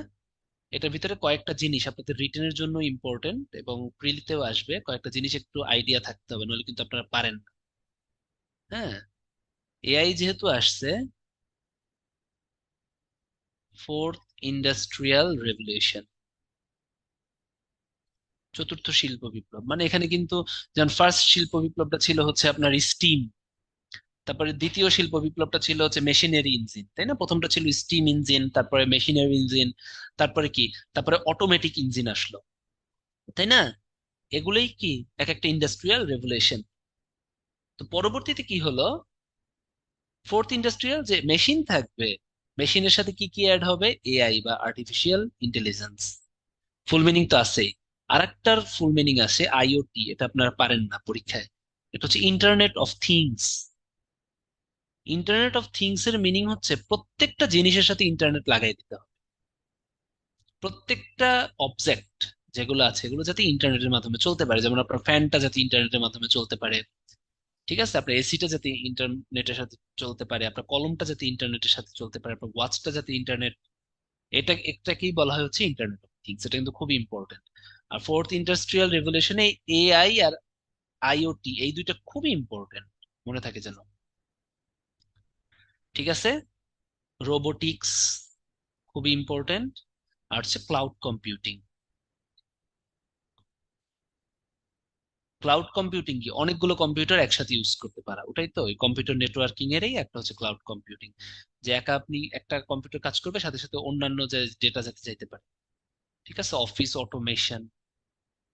হ্যাঁ, অফিসের ভিতরে অটোমেশন এবং, তাই না? ফোর্থ ইন্ডাস্ট্রিয়াল রেভলিউশনের একটা কি, একটা নেগেটিভ দিক কি, এটা যদি হয় তাহলে হচ্ছে আমাদের বেকার সমস্যা বাড়তে পারে, তাই না? কারণ হচ্ছে গিয়ে তখন ফিজিক্যাল হিউম্যানের তো দরকার নাই, এআই আইওটি এগুলো হলো। তো এই আর্টিফিশিয়াল ইন্টারনেট অফ থিংস এই দুটার ফুল মিনিং কিন্তু পরীক্ষায় আসে। ঠিক আছে, ক্লাসিফিকেশনটা এটা রিডিং পড়বেন, এটা কিছুই না, জাস্ট দেয়া। হ্যাঁ, ন্যারো এআই, জেনারেল এআই এগুলো তো দরকার নাই। ক্যাপাবিলিটিস এর ফাংশন দিয়া, লিমিটেড থিওরি, এটা একদমই দরকার নেই। বাস্তব প্রয়োগ, তাই না? ম্যানুফ্যাকচারিং রোবোটিক্সে self driving cars, smart assistance, disease mapping, তাই না? Automated financial investment, social media monitoring. হুম, আমরা এন্টারটেইনমেন্টে দেখি এআই ইউজ করা হয়, তাই না? আমি কয়েকদিন আগে হচ্ছে চাঁদ সিফারিশ গানটা শান গাইছিল না, ওই সেম গান দেখলাম যে মোহাম্মদ রফি আর হচ্ছে গিয়ে কিশোর কুমারের কণ্ঠে এআই দিয়ে, একদম হুবহু সেম। তারপরে মেহুনের একটা গান আছে না, তুমি জো मैंने देखा, আছে না, তুমি জো मैंने देखा, তুমি জো मैंने জানা, जो होश था वो तो गया। শুনছেন তো গানটা?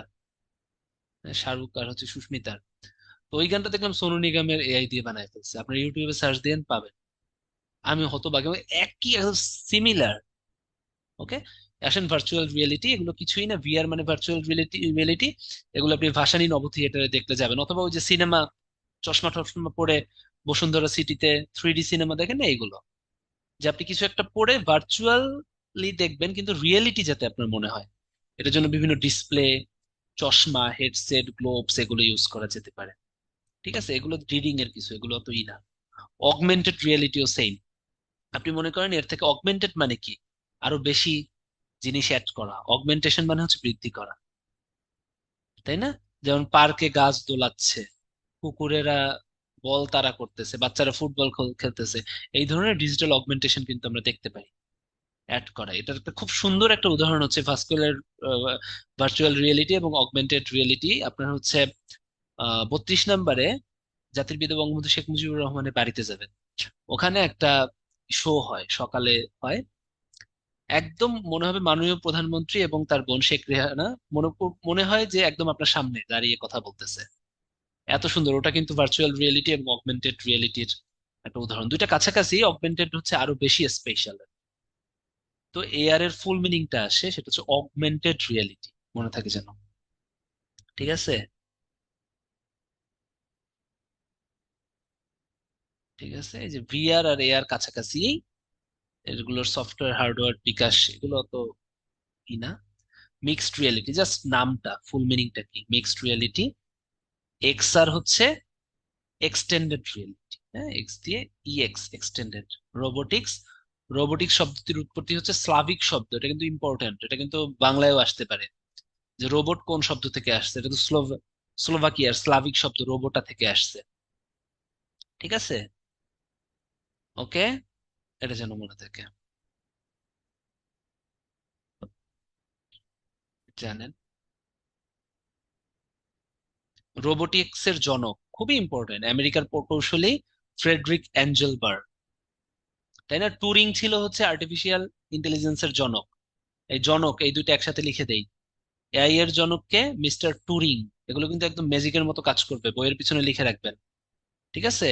আর রোবটের জনক হচ্ছে অ্যাঞ্জেল বার্জার বা অ্যাঞ্জেল বার্গার, যাই লেখে। ঠিক আছে, ফ্রেডরিক এঞ্জেল, আমি বার্জার পড়তাম, বার্গার। খুব আসে কিন্তু এআই আর রোবট কিন্তু দুইটা আলাদা। রোবোটিক্স এর মধ্যে এআই দিয়ে দেওয়া হয় আর কি। ঠিক আছে, একটা সাধারণ রোবটের নিম্নোক্ত প্রধান অংশ থাকে: পাওয়ার সিস্টেম, অ্যাকচুয়েটর, সেন্সিং আর ম্যানিপুলেশন। হ্যাঁ, পাওয়ার সিস্টেম কি? সাধারণত লেড অ্যাসিডের ব্যাটারি দিয়ে তৈরি পাওয়ার সিস্টেমটা। তাহলে রোবটে যে ব্যাটারি, এটা কি? লেড অ্যাসিডের। অ্যাকচুয়েটর কি? রোবটের অঙ্গ সঞ্চালনের জন্য কতগুলো মোটর দিয়ে তৈরি অংশ। হ্যাঁ, অ্যাকচুয়েটরকে রোবটের হাত পা বলা হয়, এটা মনে রাখবেন। অ্যাকচুয়েটরকে কি বলা হয়? রোবটের হাত পা। এটা কিন্তু পরীক্ষায় আসে। সেন্সিং মানে পরিবেশ থেকে যে অংশটা আহ গ্রহণ করে। আর ম্যানিপুলেশন হচ্ছে রোবটের চলাফেরা সহ বিভিন্ন কাজের নিয়ন্ত্রণ করা অংশ। ম্যানিপুলেশন অংশটা হচ্ছে রোবটের ব্রেইন, এটা মনে রাখবেন। যেটা হচ্ছে চলাফেরা নিয়ন্ত্রণ করে, আমাদের চলাফেরা হাঁটাচলা নিয়ন্ত্রণ করে কিন্তু ব্রেইন, মস্তিষ্ক, মাথার ভিতর যেটা থাকে। আর অ্যাকচুয়েটর হচ্ছে যেটা হচ্ছে অঙ্গ সঞ্চালনের জন্য কতগুলো অঙ্গ, যেগুলো হচ্ছে মোটর দিয়ে তৈরি, হাত পা। হ্যাঁ, অ্যাকচুয়েটরকে বলা হয় রোবটের হাত পা। হ্যাঁ, হ্যান্ড, লেগ এগুলো। তাহলে রোবটে এই চারটা অংশ থাকে। আর রোবটের ব্রেইন হচ্ছে ম্যানিপুলেশন অংশ, তাই না? এটা দিয়ে হচ্ছে নিয়ন্ত্রণ করে। একটু বাণিজ্যিক কিছু রোবট নির্মাণ প্রতিষ্ঠান: ফানুক, এগুলো রিডিং পড়বেন। ইয়াসকাওয়া, হ্যাঁ, এটা কিন্তু দেখলে মনে হয় জাপানি, কিন্তু না, এটা কিন্তু আমেরিকার একটা প্রতিষ্ঠান, তাই এম দিলাম যাতে মনে থাকে। বোস্টন ডায়নামিক্স, এটা অতটা ইম্পর্টেন্ট না। আই রোবট, মানব রোবট, রোবট হিউম্যানওয়েড বা হিউম্যানয়েড প্রস্তুতকারী প্রতিষ্ঠান হচ্ছে জাপানের মুরাতা কোম্পানির মুরাতা বয়। সনিও কিন্তু রোবট তৈরি করছে, কিউরিও। আপনাদের বাইক, হোন্ডা কোম্পানি তৈরি করছে আসিমো, এগুলো একটু রিডিং করবেন। স্যামসাং করছে রোবোরে। হ্যাঁ, এগুলো রিডিং করবেন, অতটা মনে থাকে না কিন্তু এই এম দিয়ে যেগুলো যেগুলো দিছি, এই পয়েন্ট গুলো পড়বেন। যেমন ইয়াস কাওয়াটা একবার আসতে দেখছি, আর এই মানব সদৃশ রোবট কোন কোম্পানি কোনটা করছে, এটা হচ্ছে অন্য পরীক্ষায় আসতে দেখছি। Robot Sophia, very very important.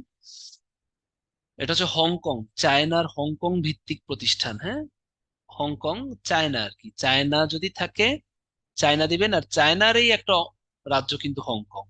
কিন্তু চায়না আর হংকং যদি দুইটাই থাকে, প্রেফার করবেন হংকং। হংকং কিন্তু নিজেদের নিজেদের দেশ দাবি করে, কিন্তু না। হংকং কিন্তু চায়না, মানে হংকং কিন্তু নিজেদের নিজেদের দেশ দাবি করে, কিন্তু না। ওরা কিন্তু চায়নার একটা স্বায়ত্তশাসিত অঞ্চল। হ্যানসন রোবোটিক্স, মূল নির্মাতা, খুবই ইম্পর্টেন্ট, কারণ বাংলাদেশে আসছিল ডেভিড হ্যানসন। হ্যানসন রোবোটিক্স যেহেতু, হ্যাঁ, হলিউডের ব্রিটিশ অভিনেত্রী অ্যান্ড্রে হেপবার্নের মতো করে করা হয়। হ্যাঁ, 2017 সালে রোবট সোফিয়াকে সৌদি আরবিয়ার নাগরিকত্ব দেয়া হয়। এরা 50 ধরনের ভাবভঙ্গি দেখাতে পারে। ঠিক আছে, এম এ কে এগুলো রিডিং করবেন, কিন্তু এম হচ্ছে রোবট সোফিয়া। হ্যাকিং, হ্যাঁ, সাইবার ক্রাইম অনেক কিছু আছে, হ্যাকিং আছে, ফিশিং আছে, হ্যাঁ। এর ভিতরে হ্যাকিং অনেক টাইপের, white hat hacker, black hat hacker, grey hat hacker, তিনটা নাম পড়বেন, সাদা, কালো, grey hat hacker. White hat hacker মানে যে হ্যাকিংটা ভালোর জন্য করা হয়, যেমন গোয়েন্দা সংস্থারা যা করে, হোয়াইট সাদা কাজের জন্য, তাই না, একটা অপরাধী ধরার জন্য। ব্ল্যাক হ্যাট হ্যাকার মানে হচ্ছে যারা দুষ্টামি করে, কারণ আপনার তথ্য চুরি করলো। গ্রে হ্যাট হ্যাকার মানে দুইটার কাছাকাছি। ঠিক আছে, জাস্ট নাম পড়লেই হবে, কিছু না।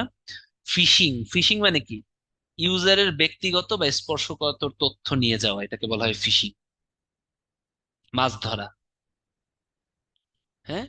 আর স্পুফিং মানে হচ্ছে আর্থিক তথ্যাদি হাতিয়ে নেওয়া, হচ্ছে স্পুফিং, স্পুফিং আর কি, হ্যাঁ।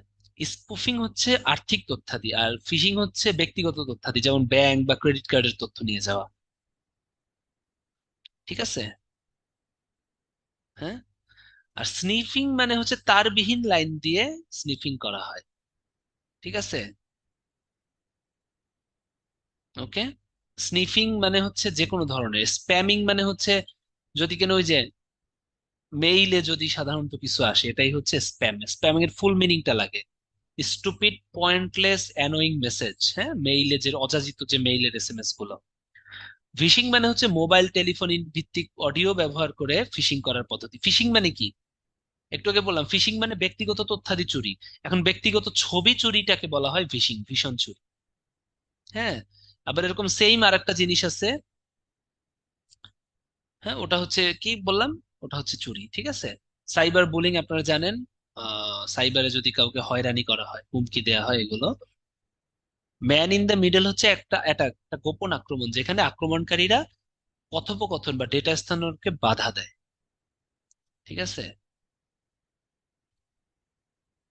হুম, স্থানান্তরের মাঝখানে নিজেদের ঢোকানোর পরে আক্রমণকারীরা উভয় বৈধ অংশগ্রহণকারী হওয়ার ভান ধরে। ম্যান ইন দ্য মিডল মানে আপনি হচ্ছে ম্যান ইন দ্য মিডল হয়ে যাচ্ছেন। মনে করেন এই যে এখানে আমি পড়াচ্ছি উত্তরণে, এখানে মনে করেন অন্য দুইটা কোচিং ঢুকে গেল, ওরা এসে এমন ভাবে কাহিনী করলো যে উত্তরণ আপনাদের পড়াচ্ছে না, আমরা বসে থাকলাম, ওরাই হচ্ছে গিয়া আপনাদের পড়াইতেছে। এইটাই হচ্ছে man in the middle. Phishing মানে কি, ফিশিং মানে ব্যক্তিগত তথ্য চুরি, ফিশিং মানে ওই ব্যক্তিগত তথ্যের একটা যদি হয় হচ্ছে গিয়া কি বলে, ভিডিও আর কি। স্প্যামিং মানে অযাচিত message, stupid pointless annoying message. ঠিক আছে, স্পুফিংটা হচ্ছে ওই ব্যক্তিগত তথ্যাদিটা যদি আর্থিক তথ্যাদি হয়, নিয়ে যায়, ওটা হচ্ছে স্নিফিং। কিছুই না, সবকিছু মিলাইয়া হচ্ছে স্নিফিং। সেটা তার দিয়েও হতে পারে, তার বিহীন লাইন দিয়েও হতে পারে, এয়ার বাই এয়ারও হতে পারে, মানে হচ্ছে কি ইন্টারনেটের মাধ্যমে হতে পারে, আবার তারের মাধ্যমে হতে পারে, মানে এতক্ষণ যা পড়াইলাম সবকিছু মানে কি একসাথে স্নিফিং বলে। ঠিক আছে, আর হ্যাক করার প্রক্রিয়াকে, হ্যাঁ, এই পুরো যে প্রক্রিয়া, এই এত কিছুর যে প্রক্রিয়া, এই প্রক্রিয়াটাকে বলা হয় হচ্ছে ফ্রেকিং, মানে ফ্রেক। ঠিক আছে, ফোন হ্যাকারদের সাধারণত ফ্রেকার বলা হয়, এরকম। এটা পারবেন? 2017 সালে বিটকয়েন প্রথমবারের মতো বৈশ্বিক লেনদেন শুরু করে কবে? দেখি তো পারেন নাকি। এটা অতটা ইম্পর্টেন্ট না, তারপরেও সালটা তো মনে রাখবেন, কার কার মনে আছে।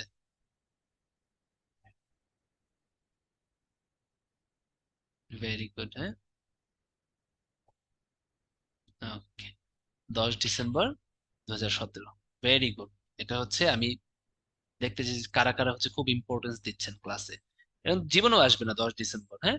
তারপরে দেখেন, যেহেতু পোলে আসছে, আমি পোলে এটা এই জন্যই দিতে দেওয়া হয়েছে যাতে আপনারা পারেন, মনে থাকে যেন। বিটকয়েন সর্বপ্রথম কবে চালু হয়? 2009 সালে জাপানে। আর প্রথম বৈশ্বিক এক্সচেঞ্জ শুরু করে 2017-তে।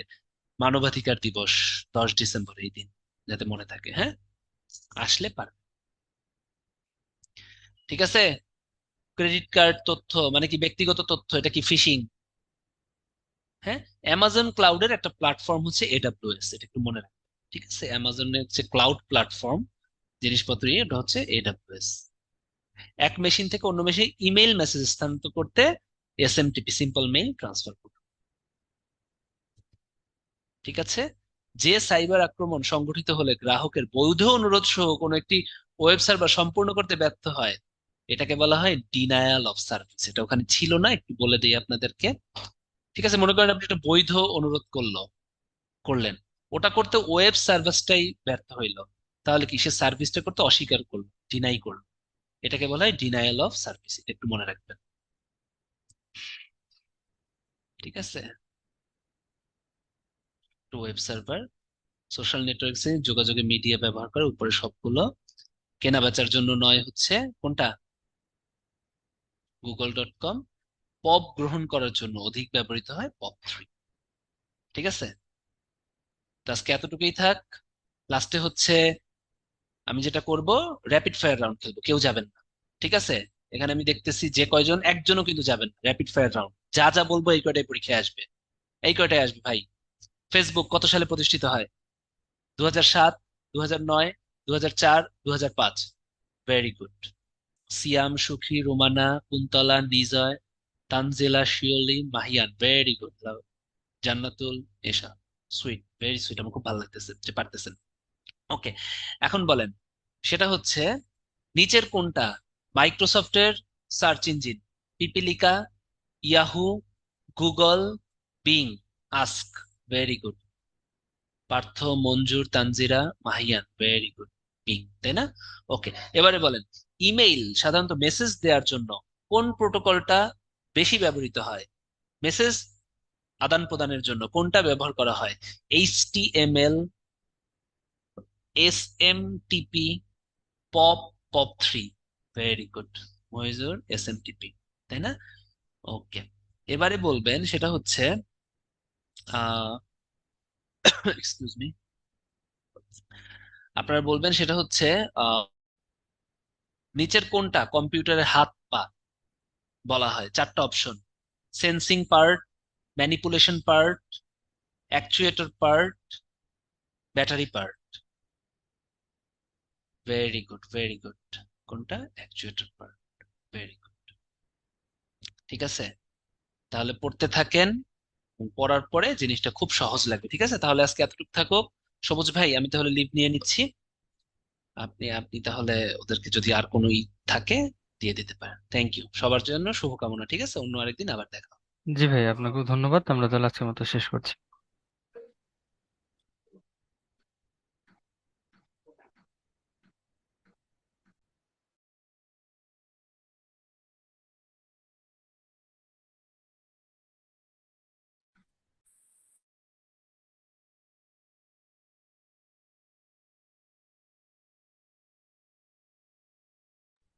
আচ্ছা, আপনাদের যদি এখন উত্তরণ সম্পর্কিত কোনো কোশ্চেন থাকে তাহলে চ্যাট বক্সে জিজ্ঞেস করতে পারেন।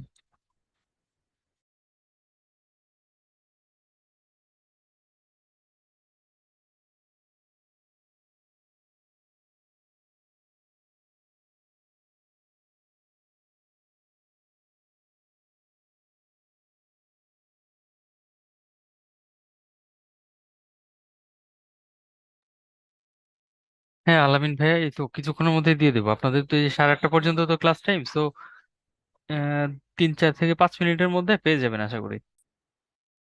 হ্যাঁ, আমি দিয়ে দিছি অলরেডি ভাই আপনার হোয়াটসঅ্যাপে। হ্যাঁ, আপনি দিয়ে দিতে পারবেন 3-4 মিনিট পরেই।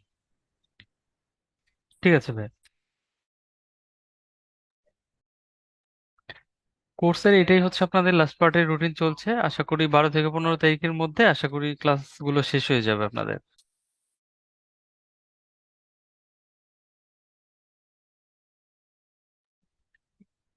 আচ্ছা, একজন বলছেন যে সাবজেক্ট ভিত্তিক যে আপনাদের মডেল টেস্ট গুলো হবে, এই রুটিন শিডিউলটা কোথায় পাবেন?